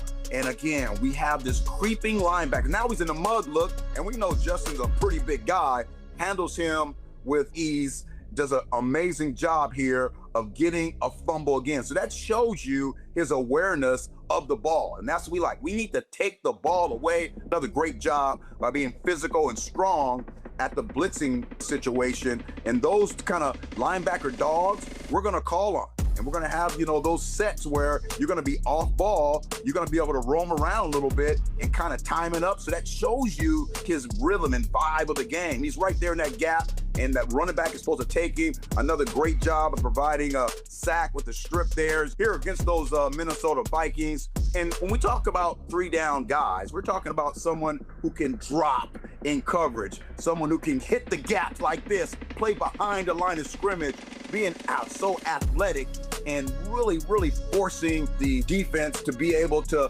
find ways to create opportunities for a guy like this, adjusting and now hits the gap, shows enough speed there. That's that great spark that you have to be successful at linebacker, being able to roam around, your lineman doing a great job of keeping those guys off front, you're adjusting to the sweep, kind of understanding what's going on. That's textbook tackle from a middle linebacker right there. Got a spread set, and hey, one of the best running backs in the game. This is another part. You're on 3rd down. You got to drop to your zone, but you got to make an open field tackle. That's right. Let's get off the field. Let's get off the field. Toby Dean does an amazing job by getting in your drop, getting your eyes back to where, and then really doing a good job of having that field kind of general sense of where that running back is going to catch the ball and find a way to get that open field tackles. Nakobe Dean getting it done, all 3 downs. A 702 or 720 number in like Nevada. I looked at my dad, and I think he could see like the look in my face, like I wasn't joking. Hey Dante, John Spytek in Las Vegas. How you doing, my friend? How you doing? You know we love speed here, don't you? Yes, sir. You bring that speed to Vegas? Be a Raider for us? I got to, definitely. The moment was surreal for me. Then I told everybody, then they go on the TV. And with the pick 108 in the 2025 NFL Draft, Las Vegas Raiders select Dante Thornton, wide receiver from Tennessee. My mom right next to me, she crying, everybody happy for me, so it was a great feeling for sure. That was like the one moment where I felt like how I talked about like making the younger me proud. I felt that inside of me that's what it was. So it's a crazy process, just ups and downs of hearing where you might go, when you're gonna go. It was a great experience because it was a dream come true for me, but it was definitely a tricky one.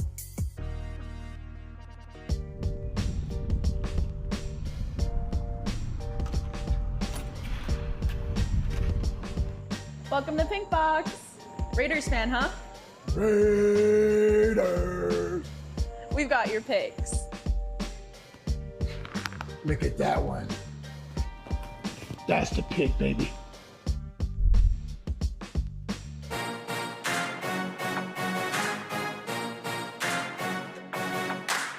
I'm joined by Omar Ruiz from the NFL Network. Omar, we've seen a lot of each other over the years covering the Raiders, and this is different, having the #1 overall pick. It's something they haven't had since 2007, but let's just go to a parallel universe where we already know who they selected. And you took a lot of time with a certain quarterback from Indiana who won a Heisman Trophy. What should Raider Nation know about Fernando Mendoza if he is the #1 overall pick? It's a fascinating story to me because you look back at all the #1 overall picks, and whether it's Trevor Lawrence or Kyler Murray or Bryce Young or Baker Mayfield, when they were in high school, they were all legends. Right. They were all getting recruited by the biggest of programs in all of college football. And here comes Fernando Mendoza, who we all suspect might be taken at #1 by the Raiders, and he was a 2-star recruit. And he didn't really have too much fanfare other than the Yale offer. And then Cal comes in late, and he's able to get to a big-time program and show what he can do there. And then really exploded with Indiana winning the Heisman Trophy and winning the national championship. So I've done a lot of work on how he got to that point because, again, it's fascinating how he closed that gap so quickly. Obviously, the physical tools are there, 6'5", 236, makes those throws to the sideline that you want an NFL caliber quarterback to make. But to me, the story is all the intangibles, all of his preparation, all of his communication with his teammates, everything that he's done to get him to this point through college has all been deliberate, it's been diligent, it's been nonstop. And you know, talking to several people, it's a lot of quarterbacks, a lot of players are dedicated and of course work hard, but going back to that Yale and Cal Berkeley education, his dad went to Brown. He has an intellectual capacity to absorb so much information, process it all the time. And whether that's defenses on the field, whether it's getting to know his teammates, whether it's studying human physiology to make him better in the clutch, in game's biggest moments. He's done the research, he's done the homework, he's done everything to enhance his quarterback play, and it's all seemingly led up to this. He's a guy, and again, when he goes to Cal, it's the Yale of the West, so to speak, right? UNLV's the Harvard of the West. But San Diego State's the Princeton, and which is where my daughter's going to go in the fall. Yeah, so there you go. So beyond that, what about him kind of stuck out to you in terms of all the people you talked to while you're doing the legwork of finding out just kind of what makes Fernando Mendoza tick? The people you spoke with, the people that rave about him as a person first and foremost. You know, we just talked about all these things that he's worked on to make him a great quarterback, but they all talk about what a great person he is.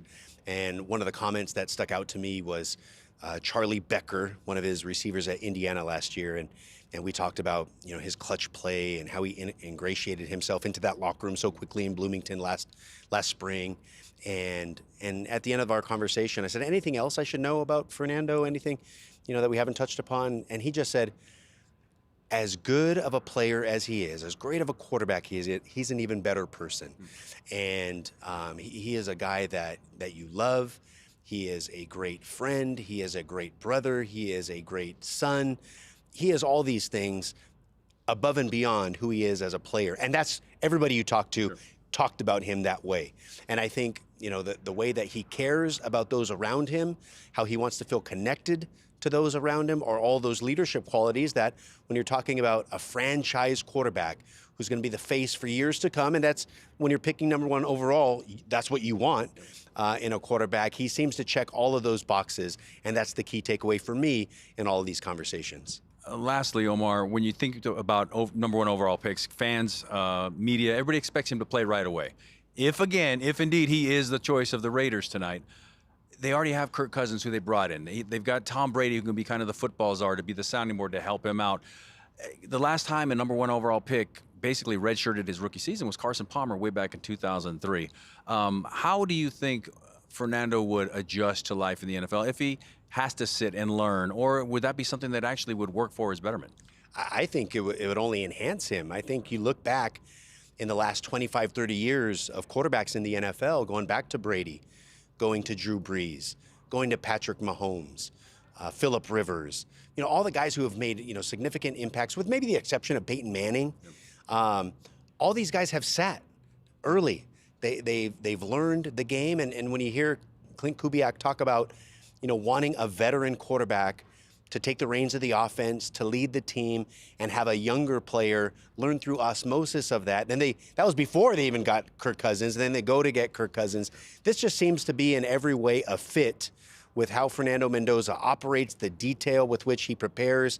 You've heard legendary stories about Tom Brady and the attention to detail that he pays. And then you heard John Spytek talk about himself saying that he's a self-proclaimed football nerd to the core, and just how Fernando Mendoza is relentless the way that he prepares and watches film and studies tape. So all of those things are set up for him to succeed. And I think the thing that I enjoyed hearing Kubiak talk about is a guy who's able to handle adversity, whether he's asked to start week 1 of his rookie year or asked to start week 1 of second year, to be able to handle all of that. And I think with the amount of work that they do on these draft picks, especially with the number 1 overall pick, it seems like Fernando Mendoza would fit right in. You said osmosis. That's definitely a San Diego State word. You said relentless. That's a UNLV word. We will see later tonight if Fernando Mendoza is a Raider word. Omar, thank you so much for your time. Yeah, thanks, Paul. Always good to see you. All eyes on the silver and black as Fernando Mendoza expected to be the number 1 overall pick, which of course belongs to the Raiders. So we don't know exactly what's going to happen. Right. Let's put that out there. Nobody knows exactly what John Spytek is going to do. The belief is that they will stick and pick, and if they do, it's got to be Fernando Mendoza. Fernando Mendoza is somebody that has been looked at under a microscope. Yeah. Under a microscope, and that's fair. You know why it's fair? Because of top 10 picks in the NFL, 40% don't make it to their second contract. It is not a guaranteed 40% science. Make it to the top 10.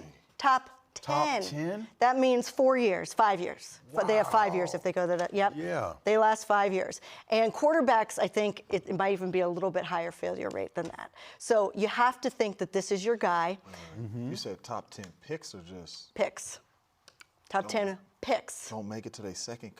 Yep. That's amazing. Yes. That is. That's how, and it's not an exact science. You on your stuff today. You on your stuff I today. You on your stuff today. I read, James. They need to up your pay. You are on your stuff today. He gets 10%. That's why you say it. Gosh, look, there is another quarterback in this draft. I do want to point this out. We haven't talked about it. Ty Simpson. This is not a heavy quarterback draft. Right. And that's why there is the discussion that, you know what, you technically could trade out a number 1. You get a haul. When you have the number 1 overall pick, it's because you need a roster. Yeah. you have a lot of holes to fill. So you could trade out a number 1. You could fill a lot of those holes, and then you could go to the 2027 draft where you're going to have a Dante Moore. You're going to have Arch Manning. You know, there's a bunch of. There's supposed to be. See, I don't like that. I don't like that. So wait till next year. Wait. I have the bird in my hand right now. I'm going there. What kind of bird? Because you don't know. Is it a duck or a peacock? You don't know where you're going to pick. Yeah. You don't know where you're going to pick. You're not going to have the idea is if you get a haul, your roster still is going to be better. You might not have your guy. You get by with the Kirk Cousins. But what if you're picking at number 13? You get 6 wins. You're picking at number 13. You're not going to get your quarterback. No team in the NFL has won a Super Bowl without an elite playing quarterback. Whether you consider Sam Darnold elite or not, he played elite for what he was asked to do with Seattle in that offense. You need a quarterback. So Ty Simpson is the next best quarterback. I think you will not see him slide to the second round, even in other drafts. Mm-hmm. Maybe he would have slid to the second round. Right now, a lot of people have him coming in at number 26. But look at the measurables. Look at the measurables. Look at the measurables. There's a gap, and there's a gap. There's a huge gap. There's a gap in play as well. What have you guys seen from both of these players? I know with a 6'1" guy, I have to worry about a change in the pocket because of the height thing, right? So that's one thing. So if I'm under center at 6'1", I get to my 5-step drop. Now, do I have to move my pocket left or right? So if you do, now as a defender, that gives me an opportunity to really study you and break you down, force you to go to the left if you're a right-handed guy, things like that. If I'm 6'5", that's one thing I don't have to worry about. So check mark, I don't have to worry about that, right? I can have him under center, get him dropped back. Now layered throws. Now if you're 6'1", every throw has to be some type of layered throw because of where you are in your arm, where your arm is releasing the football. Yeah, your arm release angle. Point. This, I don't have to worry about that again, right? So now I can have a layered throw, which we've seen him do multiple times in big-time games, or I can just, just throw the fastball if I need to and throw that out route to whoever that, receiver is. So the measurable things, I don't think there's a question he is the type of guy. Of course, he's probably going to put on some weight if we draft him. Whoever drafts Fernando is going to put on some weight. So the measurables are all there. And then we start to talk about the off-the-field stuff. Yeah. Check mark. Everything is all there. He talks about his teammates. He talks about his coaches. He's a study guy. He's not in Pittsburgh right now. He's at home with his family. So that's another positive, I would think, to bring something like that, someone like that, to this organization. So I just don't see where you trade out and hope for being in a spot to get someone like him next year. I just don't think it works like that. We have the opportunity now for the fan base. I think that's amazing for the fan base to finally think that, hey, we have a franchise-type quarterback that we can get behind. The people who are picking him are people who come from very, very successful situations, and Tom Brady and Clint Kubiak, our general manager. So I think everything is right to pick this young player, and he has a great foundation to help him become, I'm not sure about the floor, Matt Ryan, but I just think right now is a great spot for him. Oh, yeah, that's my guy. The floor is Aaron Rodgers and the ceiling is Tom Brady. It might be. We don't know. It might be. We don't know. I want to back up his point real quick, JJ. I know you want to make your point. ChatGPT, what's the average size of an offensive lineman in the NFL? 6'4". 6'5" to 6'6". Yes. 6'1" ain't gonna work. It's just, it's something that he's gonna have. And Ty could be a great player. And there's been great 6 foot and under and whatever. Drew Brees going to the Hall of Fame, right? It's a different time. But they had to manufacture the pocket so he could be successful. He wasn't under center a lot, Drew Brees. Drew Brees was in the shotgun. Drew Brees was a very layered thrower, a very cerebral football player. I'm not sure if Ty Simpson's going to be that next year. Drew was different. He's different. Was a Hall of and Famer. you have to be different to be 6 foot and under playing a quarterback. This is why Clint Kubiak and Spytek make the big bucks. Because EA is Clint right now. Give me this 6'5" dude. Let's go. We're going to develop him. We got Kurt in front of him. We're going to put some pieces around him. I'm on Spytek. You show? Is he our guy? Yeah. You 100% EA. Because my thing is I'm a risk taker. Right. I have watched Jalen Hurts, who we don't believe is an elite quarterback, but plays big in elite moments. Yes. We've seen Brock Purdy go to the Super Bowl. We don't think he's an elite quarterback, but he steps up in some of the moments. Yeah. We just seen Sam Darnold go win a Super Bowl, and their teams dominated the Super Bowl. The common denominator in those teams is they had elite defenses. To go win the Super Bowl. So my thing is do we trade out of this and get 2 first-rounders, and now we got 3 first-round picks, and go make an elite defense and see what Kirk Cousins can do? How do you know it's elite? We just said 40% of first-rounders don't make it to the second contract. But we get so 3 of them, not 1 of them. Burden what you know. But it's 3 birdies. What you doing. You got 3 apples. You got 3 apples over here. A math problem. You know what I'm saying? If you got 3 apples over here and 1 over here, how you gonna eat longer? The thing is the unknown, though. I think that's the unknown, right? That's the unknown. So you don't know Fernando. He's not 100%, right? You don't know, but you definitely don't know what you have in 27, right? And you have to have a quarterback. And that's my thing. Do you have to have an elite? Yeah, you have to have a quarterback that has some of the skill sets that we just saw this young man do at the highest level. And I'm not saying every one of those traits are going to transfer, but I'm willing to bet. My only feedback to you is Purdy didn't have them. What you get what I'm saying? Yeah, so you can find an outlier anywhere. You can, but I'm just saying, like, over the last couple Super Bowls, there's been a lot of quarterbacks that's not elite, and their teams is winning Super Bowls. That's all I'm saying. So can we get by and get a quarterback next year? That's why they make the big bucks. Ty Simpson slated to go to the Cardinals at 26. They already saw that movie with the short quarterback. How much time we got left? I can't hear. How much time we got left? Murray's like 5'10". All right, we're going to take a break. When we come back, we're going to ask Kirk Morrison his thoughts. Raider Nation Radio next.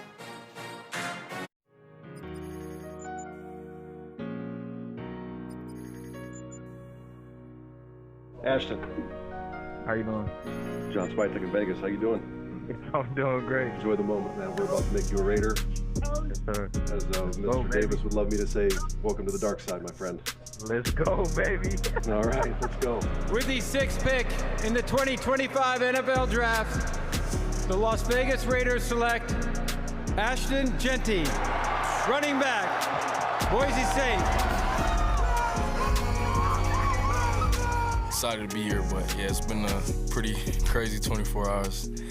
Not much sleep, but, you know, just a lot of excitement, celebrating with my family. And, you know, I mean, last night I was pretty much up the whole night just thinking about, you know, what a great honor it is to be a Raider. I'm super grateful. Yeah. I mean, it could have been anywhere else, but this is a great organization, great history, a lot of legends have come through here, great fan base. I mean, just great overall, so extremely grateful and, you know, blessed to have this opportunity. Get your popcorn ready because it's going to be a movie.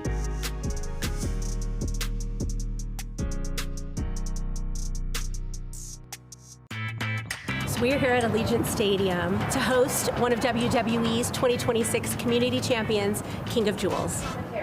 Are you guys ready to go to the floor? Yes. Let's go.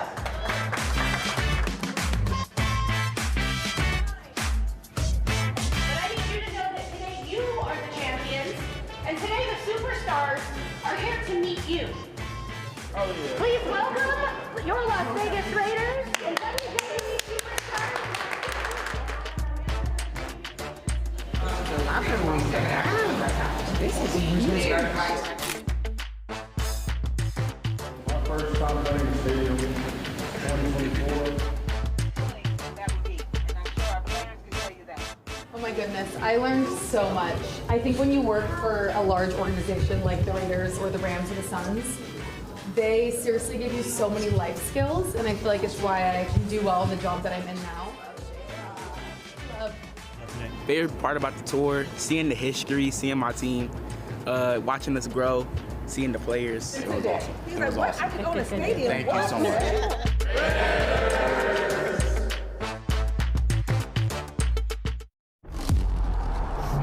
Going on the NFL where the Raiders are signing quarterback Kirk Cousins. Hey guys, how you doing?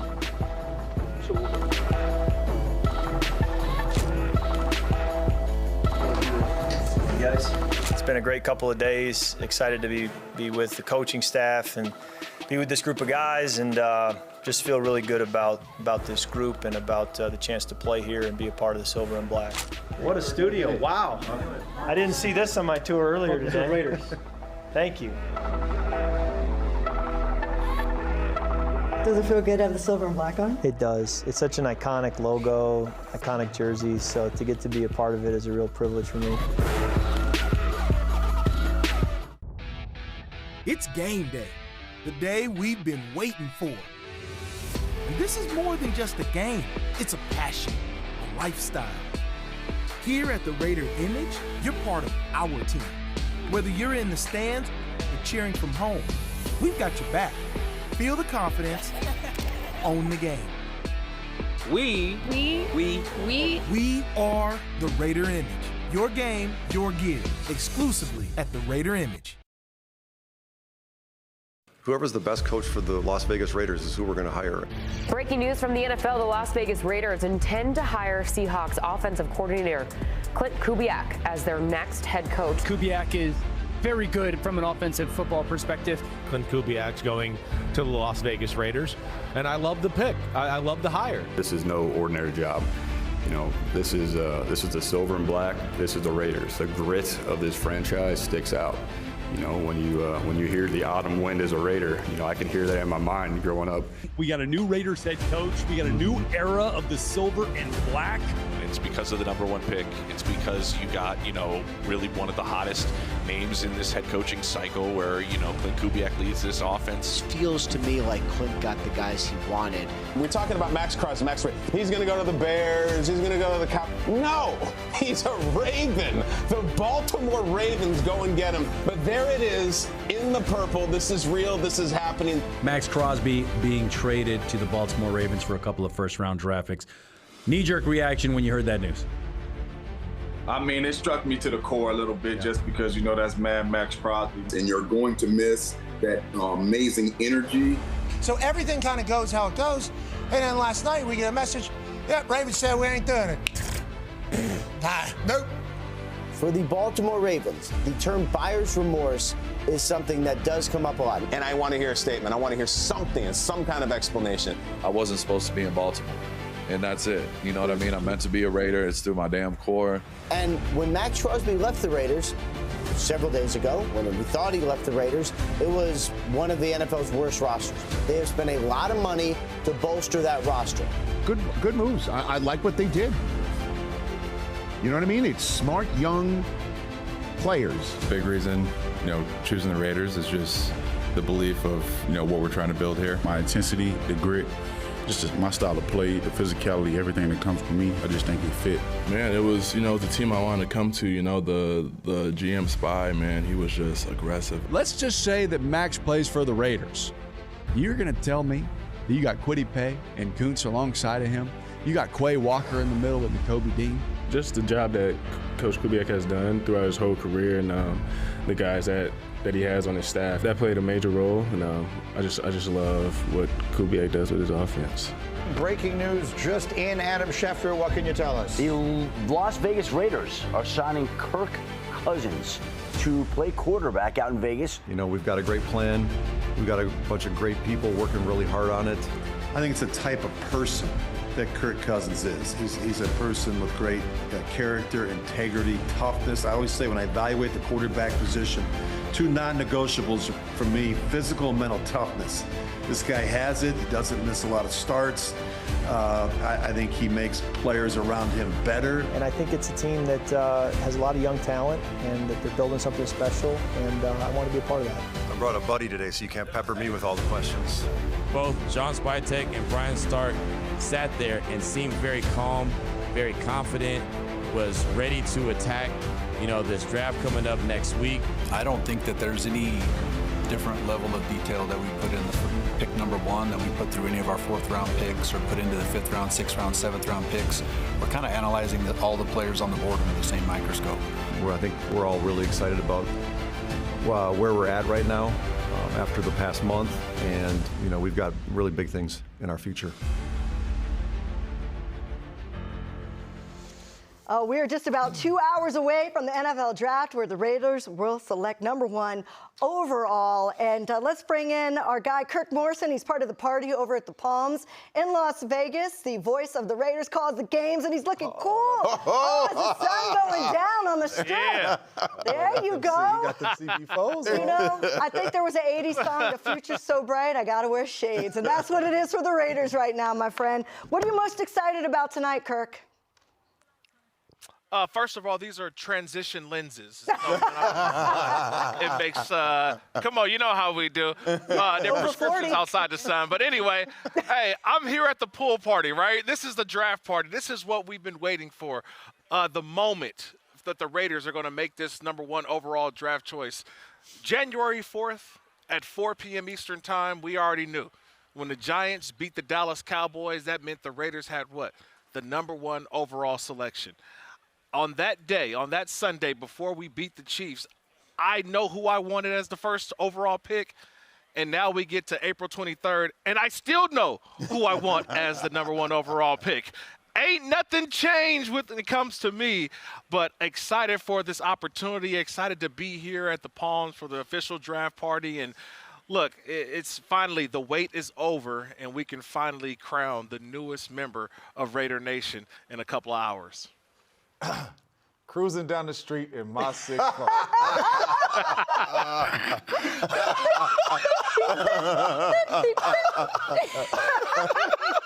Raiders in the 64 all Raider Nation just went crazy. Yeah. My dog. Hey, so EA just sat up here, and he just gave a passionate speech of why the Raiders should take Mendoza. If you are Spytek, if you are Clint Kubiak and it's Spytek and it's everybody in here, What is your pitch to don't even think about this, man, to put this ticket in for Mendoza because he's this and he's that? Look, JJ, I told you, I put the pick in on January 4th. So I told you I've been good already. Because on January 4th, he had already beaten Alabama here in Indiana, and all he did was had 2 more games against who was it? They play the national championship, obviously against Miami, but then the game against Oregon as well. Yep. So those 2 games after I'd already put the ticket in on January 4th. We all know this. EA, JJ, Amber, you've seen it. The NFL draft process is all about tearing the player down, in my opinion. Mm-hmm. And that's what they tried to do over the last 2 months when it comes to, or last 3 months when it comes to Fernando Mendoza. But guess what? Every time you try to tear him down, you realize, like, wait, how could you tear this guy down? He checks all of the boxes: size, height, weight, everything, like big moments, the arm strength, everything that you want to talk. He's had over 30 starts as a quarterback. He's shown you that he's progressed every single year, and he went through the gauntlet of the college football playoff. Look, he's already been the guy for me, and I'm finally excited now that if you look around, a lot of our colleagues around the National Football League, right, everybody, are finally saying, well, the Raiders got the best quarterback in the draft, but now they've changed it and said they think that, look, Fernando Mendoza is the best player in this draft, and that's what I've been excited about. He's the crown jewel of it, and I can't wait to see what happens in a couple of hours when I can finally take the muzzle off and say that he is a Raider. What y'all think of his pitch? Is the ticket in? Yeah, I think Ticket's in. Ticket's in. Okay. Kirk, my man, all right, after that first pick is taken, and hopefully it is the quarterback, where do the Raiders go from there? Are we thinking about moving back up in the first round? Are we going to stay at 36? What do you think is going to happen after that? Well, I love what John Spytek and Brian Stark said in their press conference about a week and a half ago. They're going to stay true to their board. Their process is going to be a little bit different. When you have the first overall pick, it's kind of easy because you can pick from everybody, all right, from all the players that are available. When it comes to that next pick at 36, and this is what I tend to hear around the league so far, is that from pick 20 on, you're kind of just going best player available. And I think the Raiders are a team right now that need more players, good players, not a particular need, just bringing in good football players at every level of this football team. And so does that mean trading back into the first round? Is that too rich for our blood for a little bit? Or do you stay packed at 36 knowing that you're going to get a fantastic football player? And I'll tell you this, I'll make you guys do a little homework. Look at that second round of the 2025 draft.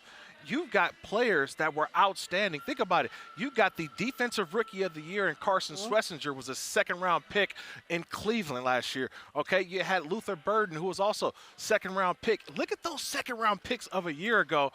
Outstanding, that I think that the Raiders can stand pat and get an impactful starter. And now that's what I want to make sure I say this too, EA.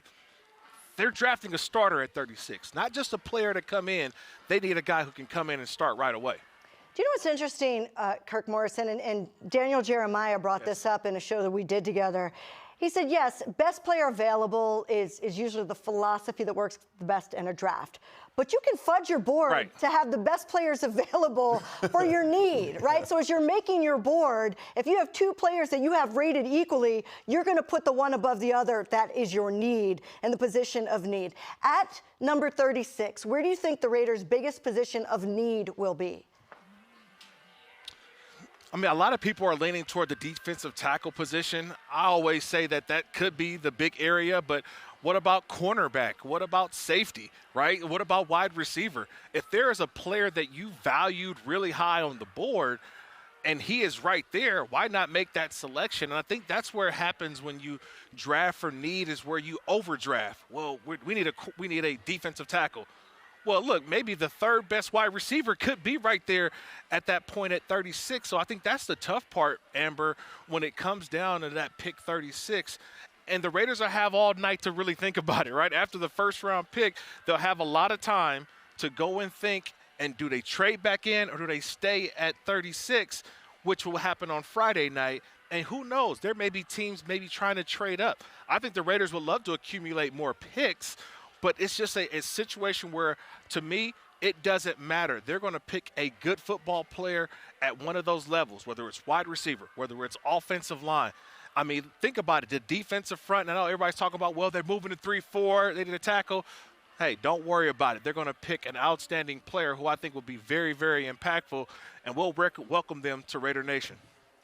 Kirk, you know what's going to be interesting? I got to let you go, though, but if the Raiders do jump back into the bottom of the first round, right now I'm seeing players like Chris Johnson, the corner, who a lot of people love, and Peter Woods kind of rounding out that interior. Yeah. Hold on. Where did Chris Johnson go to school, by the way? Okay, there we go. San Diego State. All right. This show's all about 619. Hey. Shout out to San Diego, man. There's been so many San Diego references. All right, Kirk, got to let you go. Thanks for joining us. We'll check in with you in just a bit. Still to come. Marcus Allen, the Hall of Famer, is checking in with us. Q Myers from Raider Nation Radio and ESPN also going to give us his take. That's all ahead in the third hour of the Raiders NFL Draft Show. We are getting you ready for the #1 overall pick. We're just 2 hours away. Stick with us.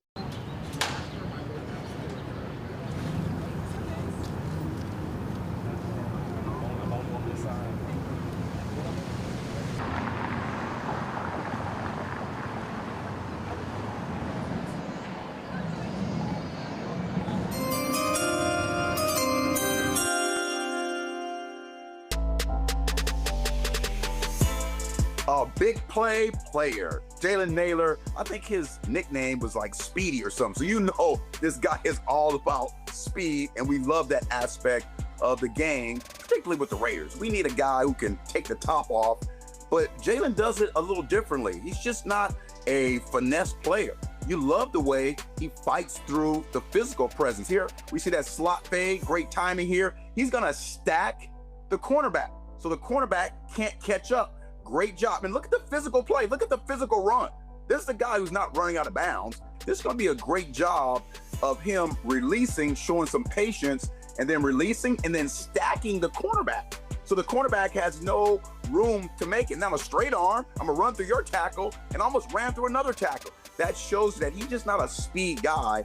He's a young man who can play through physical play. Once again, he's going to be inside for the most part. He's not the outside receiver. He's going to be the inside guy. So if you're a speedy guy, usually the corner's thinking, I'm going to get my hands on you. But he does a really good job. Watch the body control right now. He's going to dip the shoulders just a little bit and then stretch him and then run away. He's going to pop up here on the right side of our screen and watch the shoulder dip as he's coming. Right there, that little shoulder dip.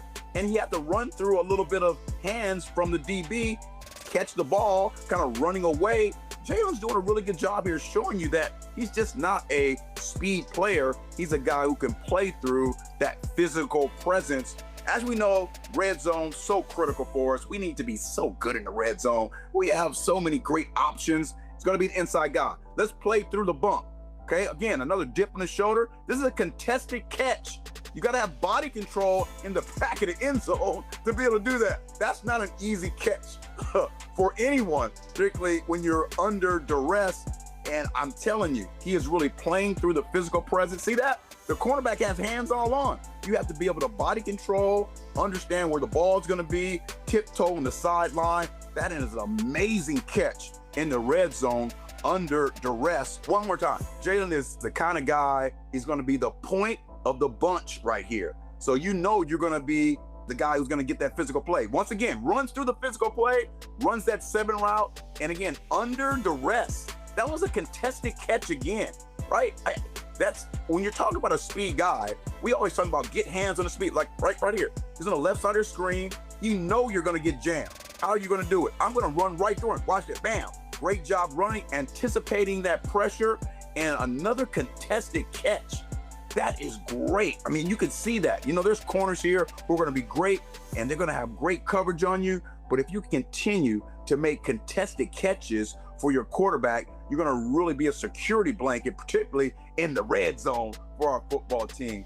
Outstanding job by a speed guy working through the physicalness of the DBs to make contested catches for touchdowns. 134, 117, 67, 36. Number 1. Bingo.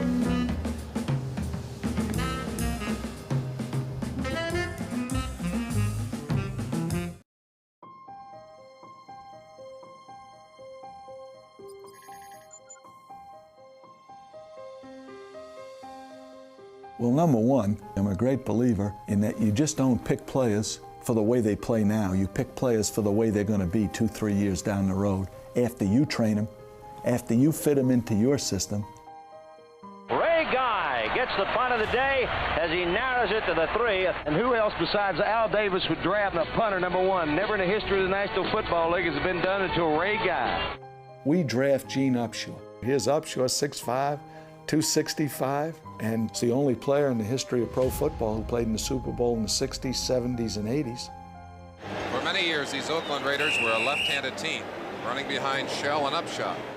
1977, we were in the draft. Lester Hayes was from Texas A&M. He had never played cornerback in his life. He'd either been a safety or a linebacker. And when I got him with the Raiders, we moved him to corner right away. Lester had brilliant speed, was big, truly excellent player.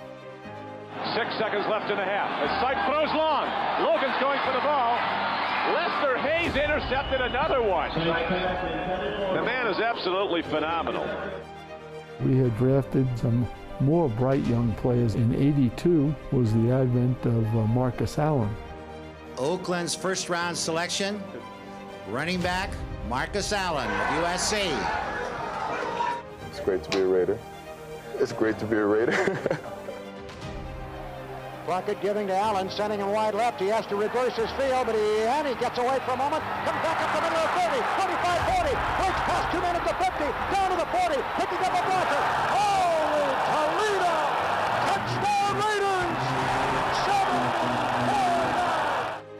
7-4. If there was any one player who could play 2 sports, it was Bo Jackson.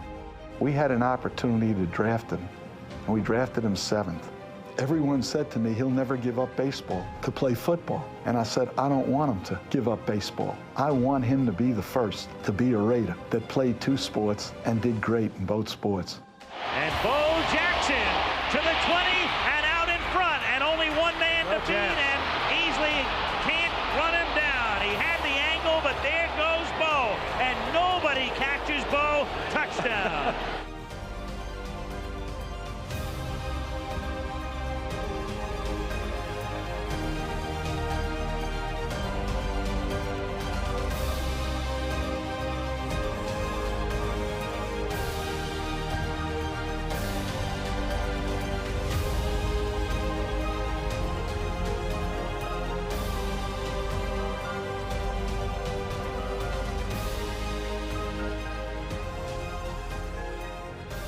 We knew that there were great players in the colleges in America, and you just had to know how to get them, how to put them in position to win, and these are the things we did.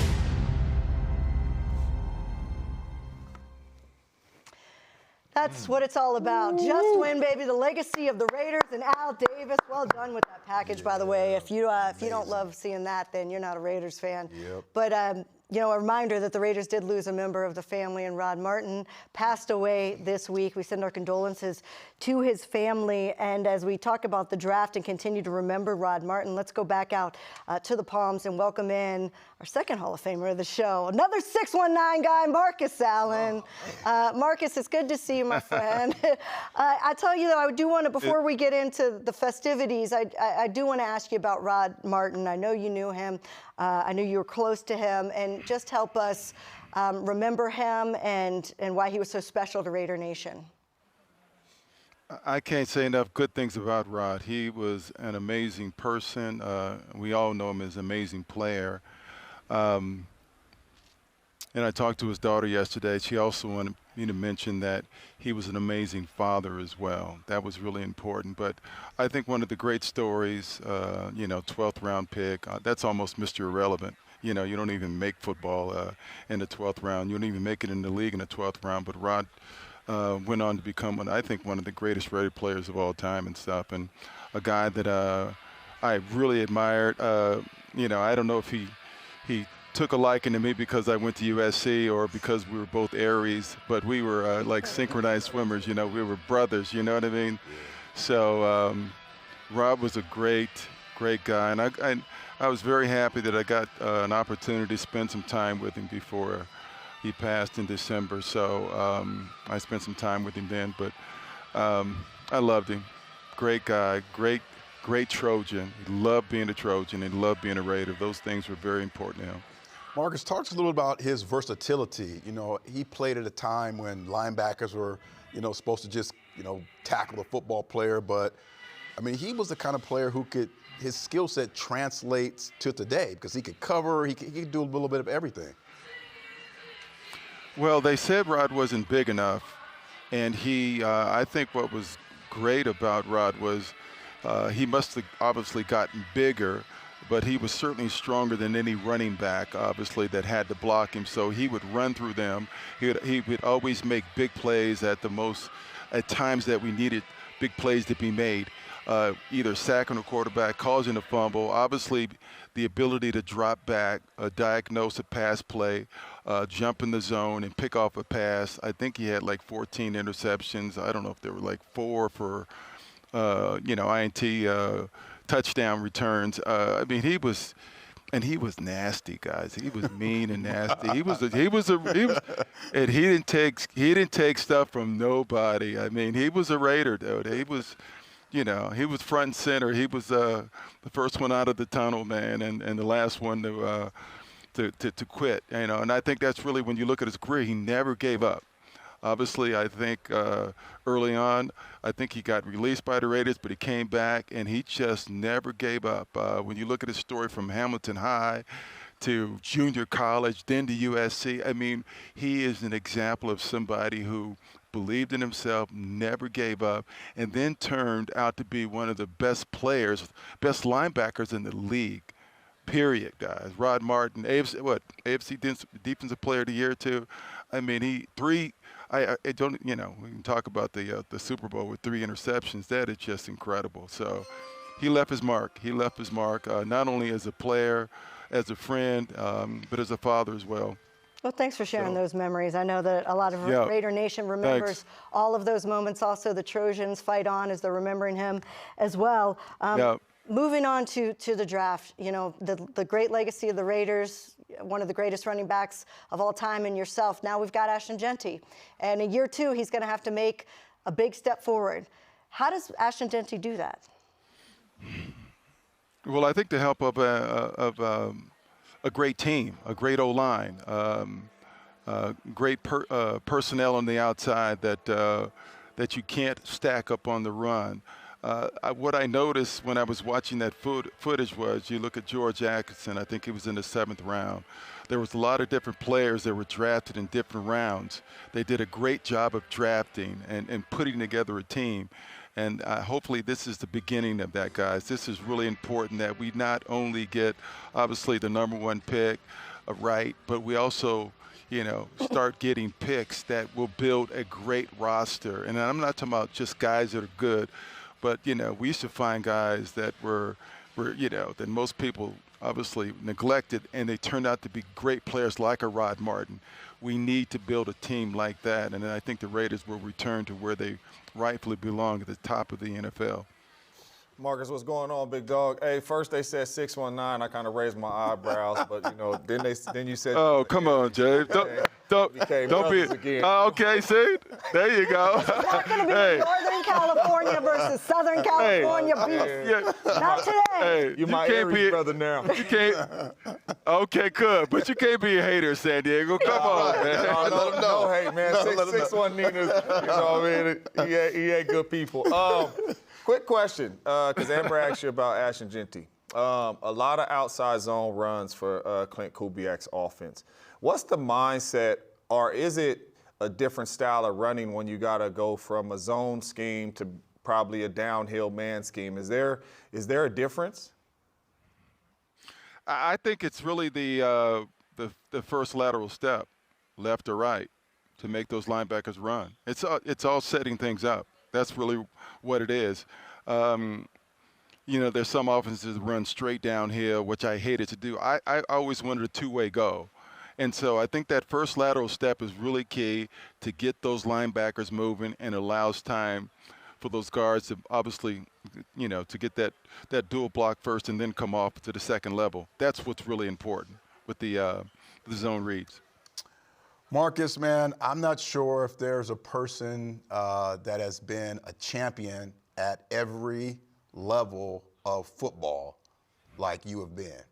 Pop Warner, high school, college, professional. I mean, you've always at some point in your, you've always raised. You got to bring it back to his Pop Warner days. Oh man, was he the baddest kid on the block? Quarterback, safety, linebacker, throw the ball, catch it himself. You didn't even go to high school, right? You were the one that left. Yeah. You should have stacked the team. So he went to Lincoln High School, and he's a little bit older than me. I came a little bit later. And I left and went to another.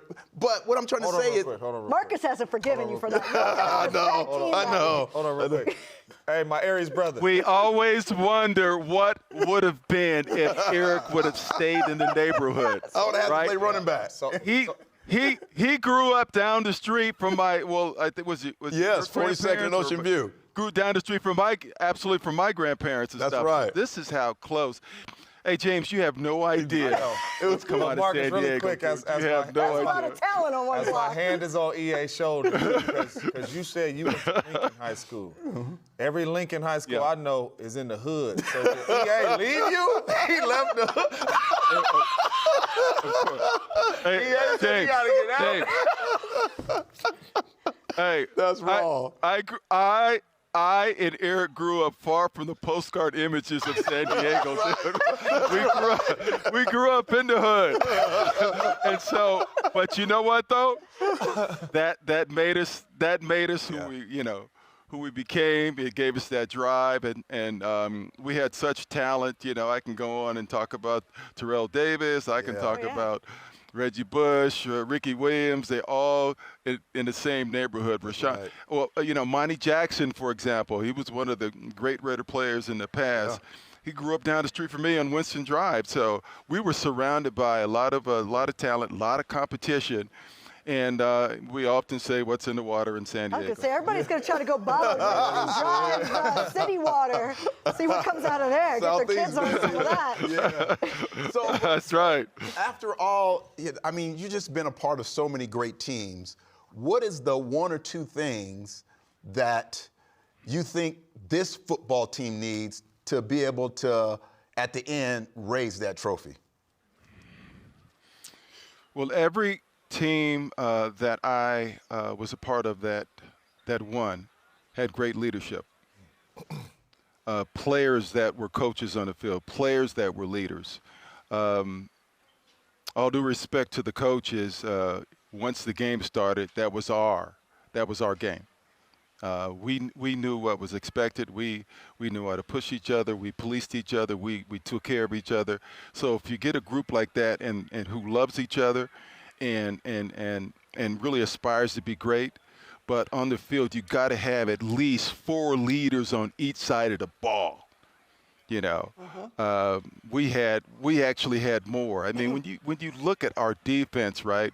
We're talking about a bunch of alphas, right? We had Ted Hendricks on one side. We had Matt Miller. All these guys are alphas, right? We had Rod Martin. We had Mike Haynes. All these guys are alphas. Lester Hayes, alphas, man, and they were leaders. So, and offensively, we had guys that were leaders as well. So it was not just 1 or 2 guys. We had like 15 guys who were like alpha dogs. You know, they were leaders on the field, and we listened to everything that everybody had to say because we knew, they may have screwed around during the week and stuff, but on Sunday they came to play, pro. And that's a great point because if you look at the Raiders right now, the alpha's Max Crosby on defense, right? And then on offense, that's who they're looking for. Will it be the number 1 overall pick that they select in a Fernando Mendoza, allegedly? Or will it be, Kirk Cousins is there. They brought him in. He's played a lot of football. What kind of impact do you think he has on signing with the Raiders? Gives them a little bit of leeway. Well, he's certainly a man with experience and hopefully a stabilizing force and stuff. But when I said leaders, I mentioned, there's a plural to that, right? You need more than just one on offense and one on defense. You have to have several. I would say at least if you get about 15 leaders on the team, you have a good team. You're going to have a really good team. And those guys lead practice. They don't accept guys, going through the motions. Coaches don't have to say anything. The players on the field will say, hey, this is not good enough. We're not living up to our standard. This is what we need to do. And you need a bunch of those guys. So not just one or two guys. You need a bunch of those guys. That is great stuff from a it's guy. True. Yeah, and that's really what it's all about, is holding each other accountable and getting those directions from the coaching staff throughout the week. But as Marcus has said, it's like once you become that kind of guy on the football field, everyone else has to follow. Mm-hmm. And having a guy like Kirk Cousins hopefully can bring some maturity to that room. Can you tell us a story or two about the transition from the great Joe Montana from the 49ers to the Chiefs? I mean, that's the similar situation with Kirk Cousins. Was there anything that Joe brought to the Chiefs that was kind of eye-opening for you after being with the Raiders? You know what, Joe's really unique, guys. What he brought was, we all knew that he had the highest Q rating in the room, but Joe was just one of the guys.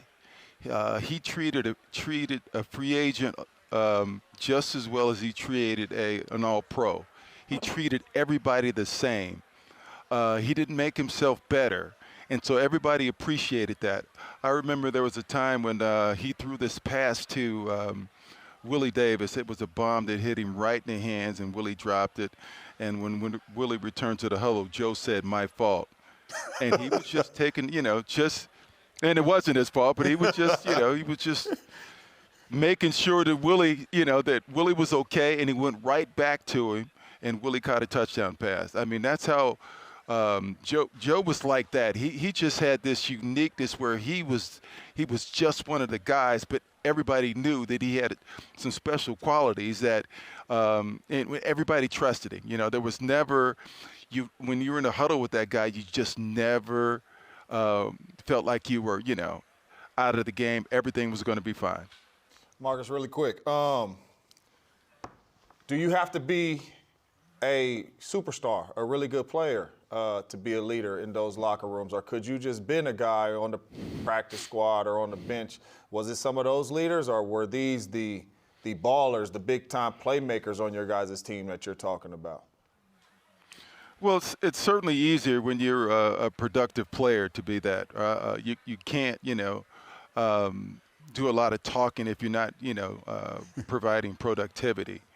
That's really essential. So yeah, it's got to be really the star players are the ones that really sort of lead.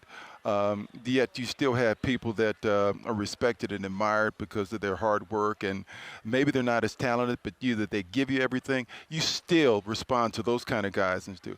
But still, I think it should be the star players, and hopefully those are you guys that are the ones that your teammates love and respect the most and work the hardest at practice. Just for an example, I never cared what anybody thought about me at practice. Every time I touched it, I would run the ball 40 yards or more. And hopefully, that was going to, the running back that was possibly behind me was looking and saying, okay, this is the way you do it. I've been in the league. I was in the league 16 years, and I got to tell you, I was so many rookies that came in that were supposed to take my position, and they'd run the ball 10 yards and turn around and go back to the huddle. And I said, you'll never play.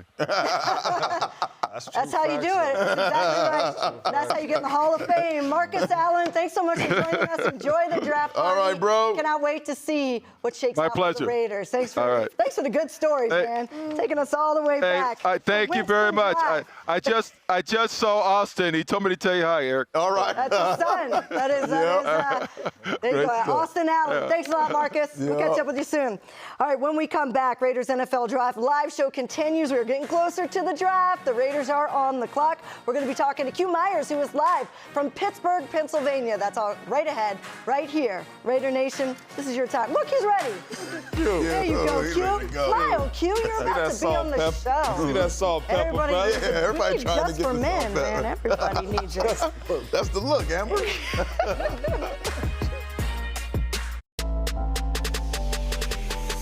Tyler Linderbaum, center, one of the best centers in the AFC, now here with our Las Vegas Raiders. He's a 6'2", almost 300-pound guy. I think his comp maybe is Jason Kelce. Yes, Kelce. And we're going to see here the spatial awareness, so important for centers to play. Be able to find a way to get off one guy and then swing back to help your offensive guard be able to protect the quarterback. You have to be able to be versatile at the center spot. The awareness of the field, so important. So you start right, and you come up, you see the cut right there? Really good job by playing with your head at center. It is really important for centers to understand where they are on the field, having a great responsibility of being able to snap, obviously, and then pass off guys to give your quarterback opportunities to make big plays down the field. You love that about Tyler, being able to really pick up guys. And you have to be physical. You have to be able to, if someone's lining up over you, be able to communicate with the other lineman. And now, of course, in the shotgun, first thing, get the ball, and now really be patient up front. And that's the one thing with the center. You can't be so aggressive that you're just piling away at one of the nose tackles and you kind of get lost in the mud. You have to always have that spatial awareness. And you see it right up. That was amazing. Being able to help your guard, and then when the stunt comes, being able to get out of that stunt and be able to provide that protection for your quarterback to extend the play. Communication first. Hey, I'm gonna help my guard. Oh, I see you coming. Now I'm gonna chip off and make sure you're there to give your quarterback opportunities to run and to extend those plays. Not the biggest guy, not the longest arms, but really plays with great athleticism and also plays with a really great gritty toughness to him here. So he's against the Bills right now. Let's try and get to the second level if we're a center. That's right. A draw, get to the second level, gonna occupy that linebacker, which is a pretty good linebacker there, and does an outstanding job of allowing his running back to read off of him. Most important now is to chip and then get to the second level, allowing your running back now to get downtown, making that big explosive play. Tyler's gonna snap, bam, chip, and then get to the second level and really do a good job of giving that running back an opportunity to leverage off his butt and get to the third level. We need a guy who can get to the second level, get in the way, and then provide opportunities for the running back to hit it for a touchdown. Does a great job attacking the mic and then getting off and even getting a piece of the will linebacker there. So Tyler doing a really good job of showing his athleticism, his opportunity to really get to that second level and not just get there and fall down, but you want to get there, make an impact to allow your running back to really make this cut. And we know our guy, Ashton Genty,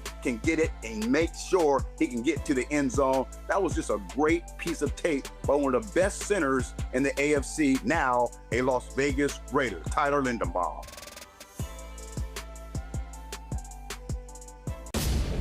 I had a dream that someday I would build the finest organization in professional sports. It really shows the Raider image, and the brand really comes out with it, but it's also a very highly technological room. We have 59 different video sources we can take in, and then we have 83 feet of screen space. It's about 58 million LEDs in here.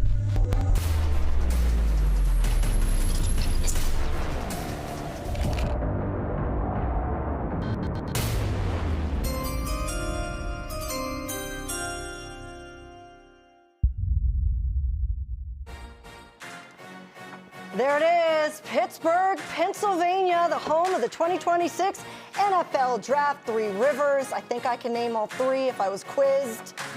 Is that? I want to know what statue is that? That's not the Roberto Clemente statue. I know that, but great city to be in. And Q Myers is there from Raider Nation Radio, ESPN. Q, Western Pennsylvania has such great history for the NFL, for football. So many great players came out of there. What is the atmosphere like right now around the draft, and is Raider Nation representing? Yeah, there's no doubt, and thanks for having me on. And it's electric. It really is. And I've been here since Sunday, and I started to see, all the people start to roll in and different fan bases start to roll in and how the city continued to evolve and how it really started to, come together and embrace the fact that the NFL draft was here. And it's really been fun. And even walking into the stadium a little while ago just to find Radio Row where I'm sitting at right now, you could just see the energy, the excitement. You could see the vendors out like it's a game day, selling T-shirts and food and parking cars on their grass and everything. It's a lot of fun. It really is. I'm so excited to be here.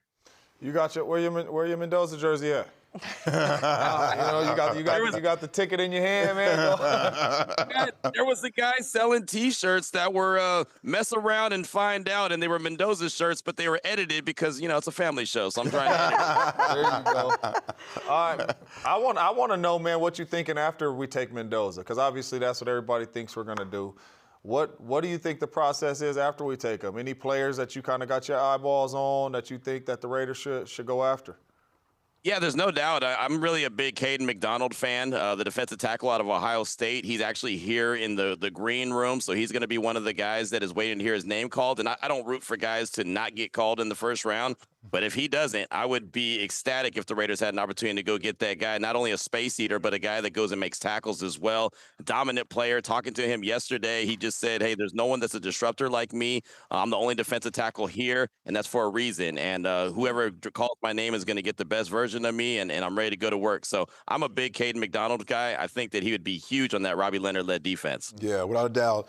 Q, man, good to talk to you. From a national perspective, what do you think the nation is thinking about the free agency of this year leading up to the draft? Well, it's been really positive, EA. I mean, it's one of those things where when the Raiders earned the #1 overall pick back in Week 18, everyone said, oh, they're not ready for Mendoza. The roster's not going to be able to support him. They need to trade that pick. And now a few months later and a few, minutes or whatever we are away from the start of the draft, you look at what they were able to do this offseason. I feel like John Spytek and company have put together a really good plan, and they were able to execute the plan, more importantly. And so now the national perspective is, hey, you know what? The Raiders might be something this year. They're going to be a problem this year, right? And then they continue to build up, and knowing that they have 10 draft picks, Mendoza's just one. They have an opportunity to really build this roster as long as they go and make the right selections and get those guys out on the grass. I do listen to your podcast, by the way, Locked On Raiders podcast. You do a lot of different shows, and you had Joel Klatt on, and he inspired me to look up some of these big moments because he listed all the big moments of Fernando Mendoza throughout the year. Is that one of the biggest things that stands out about you when you look back at his college games? I know you sit on the couch all Saturday watching football as well. I do. I know. And the barbershop. And the barbershop and whatever, you're watching him. Is that what makes him the first-round pick? It's not just the measurables. It's those intangibles when we look at game situations when the game was on the line.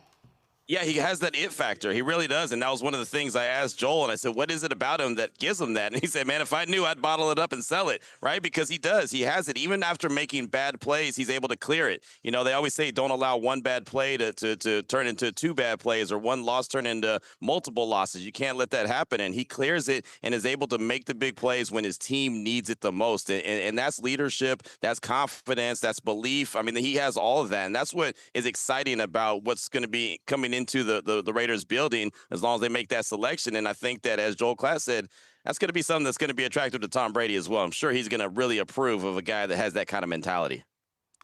I've been hearing a lot of people say defense, offensive line. I ain't heard no wide receiver. Usually, we help the quarterback out just a little bit too. Yes. If one of these wide receivers slip out of the first round, because you just mentioned the D tackle from Ohio State. Let's say Jordan Tyson slips out of the first round, and they're both there at that 36th pick. He ain't slipping out of the first round. Jordan Tyson, he ain't gonna be. Who are you taking?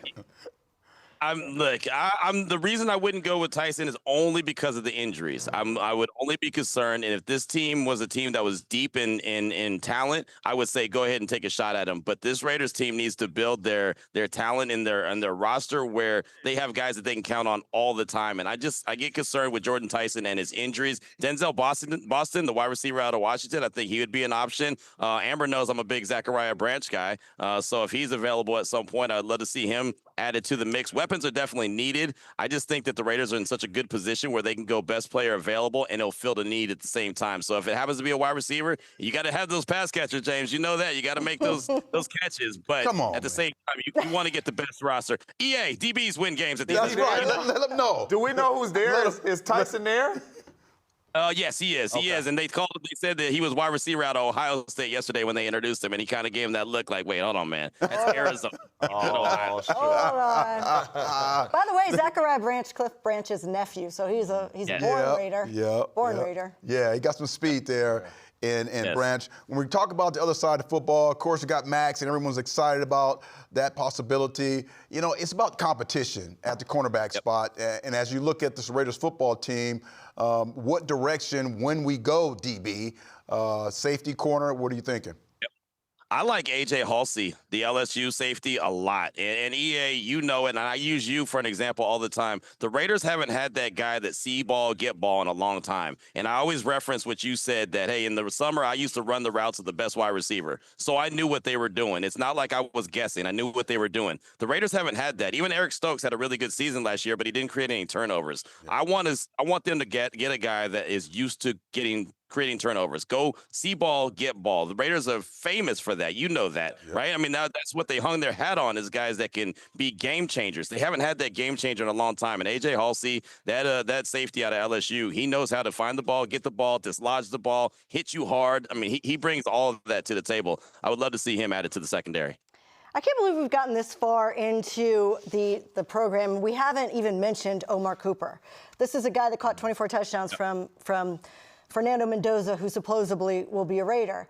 He could be available late in the first round, maybe not late. We'll see what happens. But is this a situation where the Raiders might be willing to trade up? Do you think he is worth it? And look, we saw Joe Burrow and Jamar Chase work out pretty good.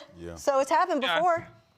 I think that he would definitely be worth it. I'm kind of eyeing 26, 28, 30. I just don't know if he's going to be available there. But those teams, even 32, you know, the Seattle Seahawks, we know they want to trade out. They only have 4 picks in the entire draft, so they want to get out of there. But the Dolphins at 30, I could see them trading out. The Buffalo Bills, I can look at them and think that they're going to trade out. So, yeah, if he's available, I wouldn't have any problem. At the end of the day, the Raiders have 10 picks. They need to go get really good players. They just need to add some really good talent. John Spytek has the opportunity to go do that. I think it's probably more likely that they'll trade back as opposed to trade up. But if there's a guy that's a difference maker and you can match him up with Fernando Mendoza and you got Omar Cooper, look, he made that touchdown catch. James Jones will appreciate that. He made that touchdown catch against Penn State. That was a touchdown on Sundays. That wasn't a touchdown on Saturday. That was a touchdown on Sunday. That was incredible. So he's definitely a playmaker, and I think he has a high ceiling. You know, you need to tell Amber that again. She don't think I scored touchdowns. And he can wear a hoodie underneath his jersey. And he wears a hoodie underneath his jersey. I was even at those games, and I don't think he scored. Got that swag, too. Can't tell me nothing. No, before we let you go, though, look, I think one of the biggest needs, and it just has to be addressed. I get that they're going to a 3-4 defense. They nose tackle is a different kind of guy, right? Do you think that Caden McDonald is that kind of big body nose tackle? Because I don't know if Adam Butler is that guy right now. So do you feel like that change in scheme affects the type of tackle they have to take? Absolutely. And I do think that Caden McDonald is that guy. And that's why I really identified him early and stuck with it and really would love to see him end up in the silver and black. He's just a difference maker. Like he said, he's a disruptor. And he told us yesterday, nobody's like me. Nobody's like me. What I do, nobody's like me. And he even said, and I love to learn these kind of things about people. I asked him what football meant to him, and he said, it takes me away from that bad place, bad situations that may have happened at home. When I got on the football field, I just wrecked it. And so you could tell how much it means to him. He's passionate about it. So, you know, when you talk about John Spytek and what he wants in that locker room, he's looking for character guys. And the character he's talking about is love football, have a purpose, you know, hold your players, the players around you accountable, be able to be held accountable. Like, that's Caden McDonald through and through. I would love to see him end up in the Raiders locker room. Yeah. Q, it just seems different this time around. Obviously, we've been here, years before in this situation, which is draft day, and it's kind of, whatever. But for you, what makes this a little more special than maybe the past 3 or 4 draft days?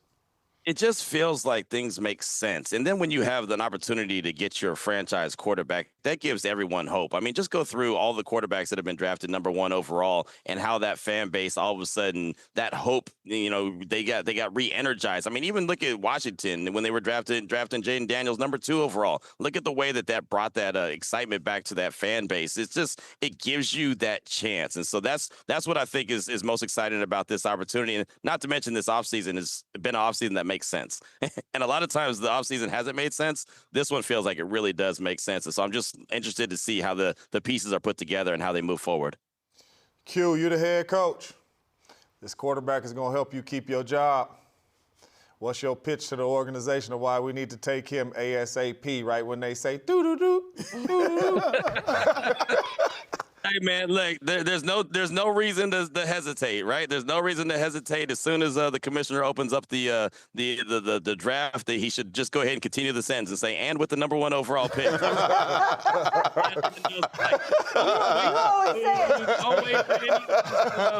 No need for commercial breaks. I don't need stalling. Just go ahead and make it happen, man. Just all in one sentence. The draft is open. The Raiders are on the clock, and with the number 1 overall pick, Fernando Mendoza. Just make it all happen just like that. You always say it. Don't get cute. I think JJ's over here trying to get cute. Well, we could pick that. We could, get a haul and then get our guy next year. Just don't get cute. No. You gotta do what you gotta do. Barbershop, I'm ringing the bell on it, man. I'm ringing the Bird bell. in hand.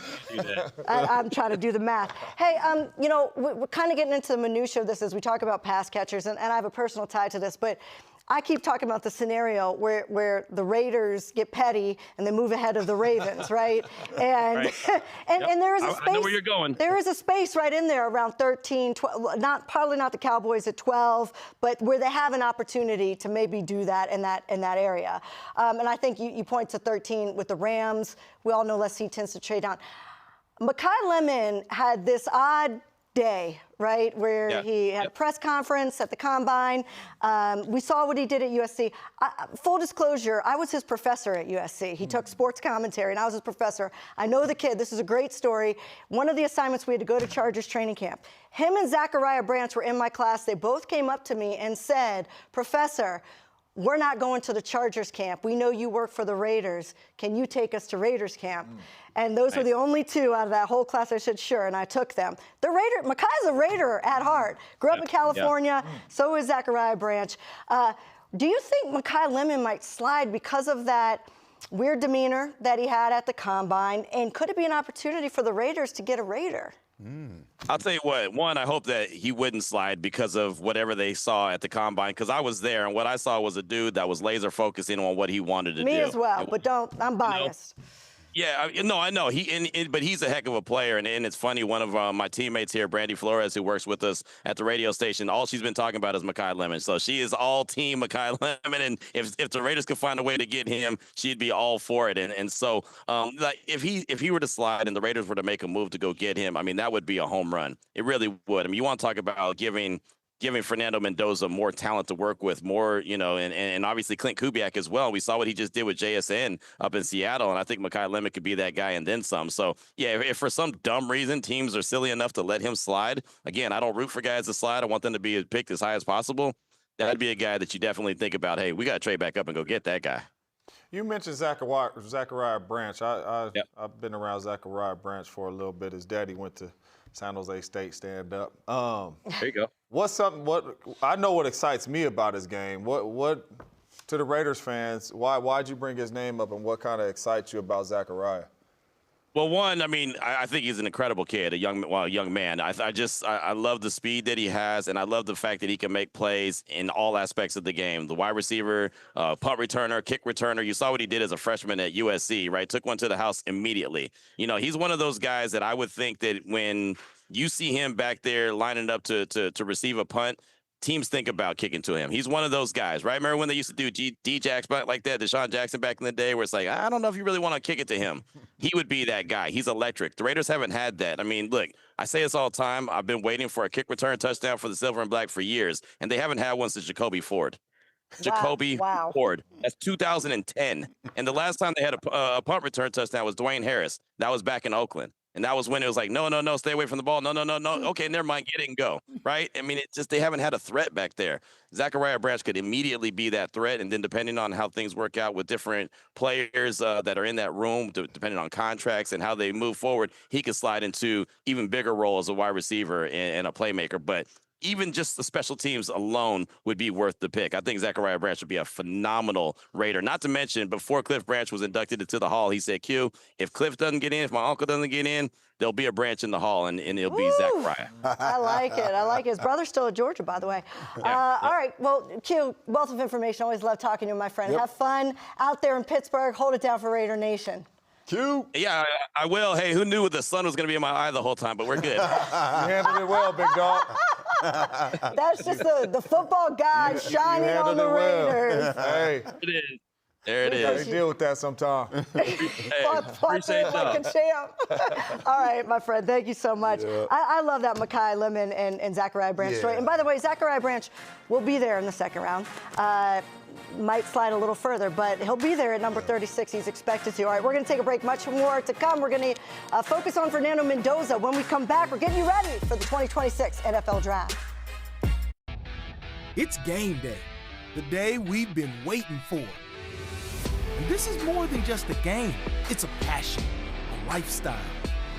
Here at the Raider Image, you're part of our team. Whether you're in the stands or cheering from home, we've got your back. Feel the confidence, own the game. We are the Raider Image. Your game, your gear, exclusively at the Raider Image. Hey, I'm excited about this. Kwity Paye, defensive end, the kind of player you can line up anywhere on the defensive line, and he's going to be effective. Does an outstanding job of having that great speed off the edge, but the discipline to be able to handle the edge and be able to put a post up there like you can't run outside. Just great job here. Obviously, a twist stunt, and you have to have the rhythm and being tact with your defensive tackle or defensive end to be able to run this. This is great time here. Boom, put that left round in, and now, bam, free reign on the quarterback. Amazing job knowing that you can blend in. You got to get that rhythm if you're running these stunts up front. This is what we call a bench front. See, all the guys are so wide, so it puts stress on those linemen to be wide, and now you come back underneath. So that was a great call by the defensive coordinator, and he was able to run that stunt perfectly because of his timing, his strength, and more importantly, his speed. We'll see here on play 2, Paye again. We can line him up anywhere, left, right, inside, doesn't really matter. But the one thing you have to do on your edge, you have to really make sure you force that quarterback to go inside, not outside. So he does a great job there of being able to be strong enough to hold that tackle and hold his edge. That's one thing as a coordinator we always talk about is, hey man, take care of the edge. Don't let anyone outside. So he made the great Pat Mahomes have to tuck up inside, and he was still able to release and get a little piece of that sack. Man, you wanted the speed, get up front, right power to stay on top, make that quarterback go inside, then you release, and you get a little sack there, right? That's a good job by Paye being able to hold the edge, not allowing the quarterback to get outside. All right, we're right here on the right side. The tight end's gonna line up over us. Like, hey, tight end's like, I got him. No, you don't have him. We're gonna really press you. That's bench press right there. He did 39 bench press at the combine as an incoming rookie. That is amazing. The guy's so strong, so big and physical that he can get the job done. We like a guy who can create havoc on the edge. You're not getting outside of me, right? You have to be able to turn that ball back in so those linebackers and tackles can make big time plays. We need to have that great speed to strength coming off the edge, right? And then come down the line of scrimmage once again. Look at that. Wow. Can you see him on one side, Max on the other? I mean, just unstoppable. Guys getting in the backfield, running plays down. And you know, Max does this all the time. So this is a great job by him showing that patience, understanding what the play is going to be, and then making the play, more importantly, in the backfield, right? Watch this little dip. I step inside, I'm able to bounce off because I'm strong, then I use my speed to be able to hold the running back down on the ground. So Kwity Paye doing an amazing job there. We love his versatility and ability to be able to play in the backfield.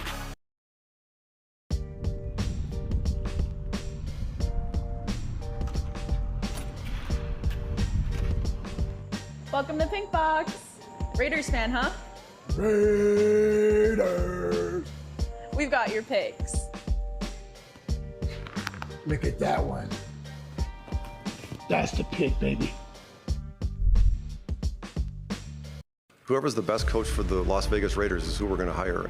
Breaking news from the NFL, the Las Vegas Raiders intend to hire Seahawks offensive coordinator Clint Kubiak as their next head coach. Kubiak is very good from an offensive football perspective. Clint Kubiak's going to the Las Vegas Raiders, and I love the pick. I love the hire. This is no ordinary job. You know, this is the silver and black. This is the Raiders. The grit of this franchise sticks out. You know, when you hear the autumn wind as a Raider, you know, I can hear that in my mind growing up. We got a new Raiders head coach. We got a new era of the silver and black. It's because of the #1 pick. It's because you got, you know, really one of the hottest names in this head coaching cycle where, you know, Clint Kubiak leads this offense. Feels to me like Clint got the guys he wanted. We're talking about Max Crosby. He's going to go to the Bears. He's going to go to the Cowboys. No, he's a Raven. The Baltimore Ravens go and get him. But there it is in the purple. This is real. This is happening. Max Crosby being traded to the Baltimore Ravens for a couple of first-round draft picks. Knee-jerk reaction when you heard that news? I mean, it struck me to the core a little bit just because, you know, that's Mad Max Crosby. And you're going to miss that amazing energy. So everything kind of goes how it goes. And then last night we get a message, yep, Ravens said we ain't doing it. Nope. For the Baltimore Ravens, the term buyer's remorse is something that does come up a lot. And I want to hear a statement. I want to hear something, some kind of explanation. I wasn't supposed to be in Baltimore. And that's it. You know what I mean? I'm meant to be a Raider. It's through my damn core. And when Max Crosby left the Raiders several days ago, when we thought he left the Raiders, it was one of the NFL's worst rosters. They have spent a lot of money to bolster that roster. Good moves. I like what they did. You know what I mean? It's smart, young players. Big reason, you know, choosing the Raiders is just the belief of, you know, what we're trying to build here. My intensity, the grit, just my style of play, the physicality, everything that comes from me, I just think it fit. Man, it was, you know, the team I wanted to come to, you know, the GM spy, man, he was just aggressive. Let's just say that Max plays for the Raiders. You're going to tell me that you got Kwity Paye and Kuntz alongside of him? You got Quay Walker in the middle with Nakobe Dean? Just the job that Coach Kubiak has done throughout his whole career, and the guys that he has on his staff, that played a major role. And I just love what Kubiak does with his offense. Breaking news just in, Adam Schefter, what can you tell us? The Las Vegas Raiders are signing Kirk Cousins to play quarterback out in Vegas. You know, we've got a great plan. We've got a bunch of great people working really hard on it. I think it's a type of person that Kirk Cousins is. He's a person with great character, integrity, toughness. I always say when I evaluate the quarterback position, 2 non-negotiables for me, physical and mental toughness. This guy has it. He doesn't miss a lot of starts. I think he makes players around him better. And I think it's a team that has a lot of young talent and that they're building something special, and I want to be a part of that. I brought a buddy today, so you can't pepper me with all the questions. Both John Spytek and Brian Stark sat there and seemed very calm, very confident, was ready to attack, you know, this draft coming up next week. I don't think that there's any different level of detail that we put in the pick #1 that we put through any of our 4th round picks or put into the 5th round, 6th round, 7th round picks. We're kind of analyzing all the players on the board under the same microscope. I think we're all really excited about where we're at right now after the past month, and you know, we've got really big things in our future. We are just about an hour away. Not even. How far away are we? We're about 10 minutes. No, an hour. I had to do the math, the conversion. We're about an hour away from the NFL draft with the Raiders with the #1 overall pick. We'll select. Could be Fernando Mendoza. That's what people are expecting. We're anticipating that. And Kirk Cousins was brought in.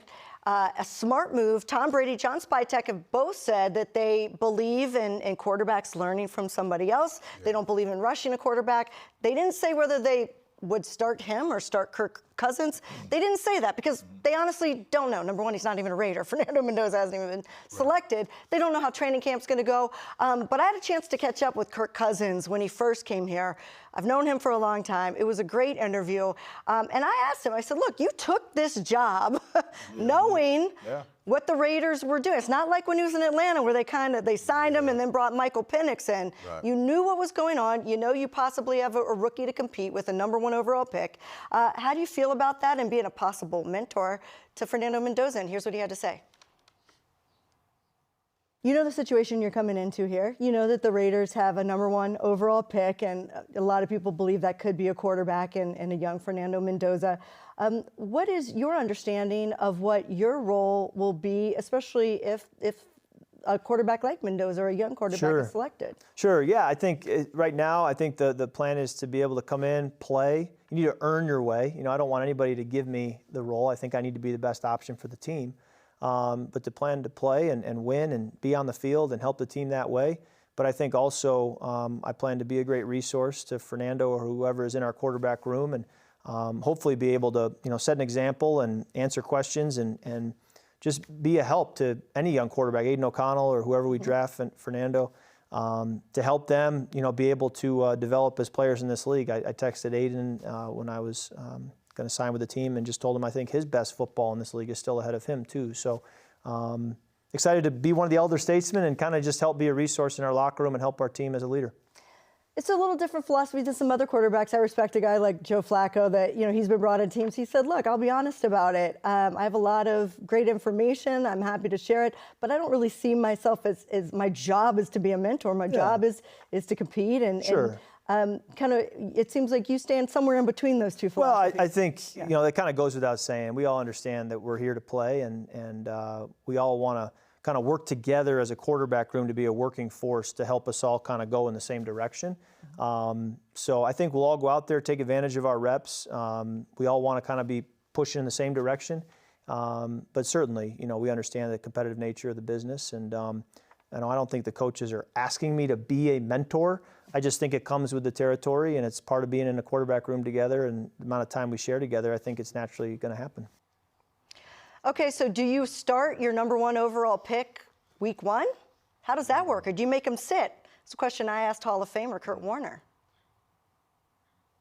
You know what is different than when you were playing was these number one or top 10 picks playing right away. What is your philosophy? Are you more of a, throw them out there week one. We've seen Jaden Daniels and Caleb Williams and Drake May, I think, was week 3 or 4 by the time he got in.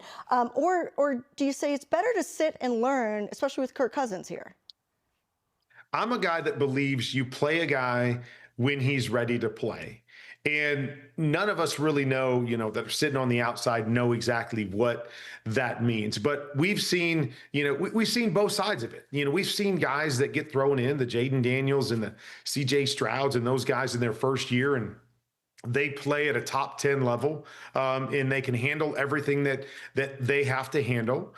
We've seen other guys like Justin Fields and individuals like that, maybe even a Sam Darnold, thrown in, and they weren't quite ready for everything that went into it. And the league can swallow you up very quickly, and not only swallow you up, but it can stop you or stymie your growth as a player. When you're thrown in too early and you're told, hey, not only do you need to survive, but you need to try to save our organization as well. Here's the ball, go do it. You don't get a chance to sit back and learn the position. You don't get a chance to grow. You don't get a chance to take your lumps the way that you normally would want to take your lumps, knowing, hey, I don't have to win right now. I can take 2 or 3 years to grow into the position. We just don't have that anymore because we have no patience with coaches. We have no patience with players anymore. And so when you're thrown in, you are expected to win and play at a high level right now. So to me, you have to assess your situation. If you know this is your guy for the next 10, 12, 15 years, you don't have to play him tomorrow. You need to play him when he's ready, where you can give him and your team the best chance to be successful and him to step into that role of being the number one overall pick. And so different players are different. Just because you have Kirk Cousins there doesn't mean to me you sit Fernando Mendoza. But it gives you the luxury if you say, okay, he's good in these areas, but he's not quite where we want him to be, where we feel he can protect himself, he can give us the best chance to win. So we have the luxury of sitting back and letting him get there. And that could be 4 or 5 games in, that could be half the season, that could be an entire season. But I am a true believer that if you want that guy to become your guy, that you need to wait until you feel he is ready to succeed at the level you need him to succeed before you play him. I'm not a guy that just says, hey, number 1 pick, you got to throw him in there. I don't feel that way, but there are guys that I do think, yet they show up and you go, oh, this guy's ready to do it. He can handle it. Let's put him in week 1. Even though he may, go through some growing pains, he's ready to be able to handle the things that go with that. All right, some good stuff from the Hall of Famer, and that's a question that will be decided throughout the year, right? Nobody knows the answer to it right now. All we know is that in a little over an hour, we're going to hear the number 1 overall pick for the Raiders, and it is an exciting time. This is a clip that could be played for decades to come, just like when Tom Brady, people look back at when Tom Brady was selected because he went in the 6th round, but Aaron Rodgers, all the great ones. That was a defining moment, as JT the Brick says. And so it's exciting. We're going to be right back here right after the pick. We're going to hear from John Spytek. We're going to hear from the number 1 overall pick, if it is Fernando, Mendoza, also Kirk Morrison. So stay here on all the Raiders platforms. It is a huge night. Raider Nation, are you ready? It's like Christmas. We're ready in this James thing, Jones, man. Eric Allen, Amber Theoharis, stick with us. We'll see you back here a little over in an hour. Can't wait.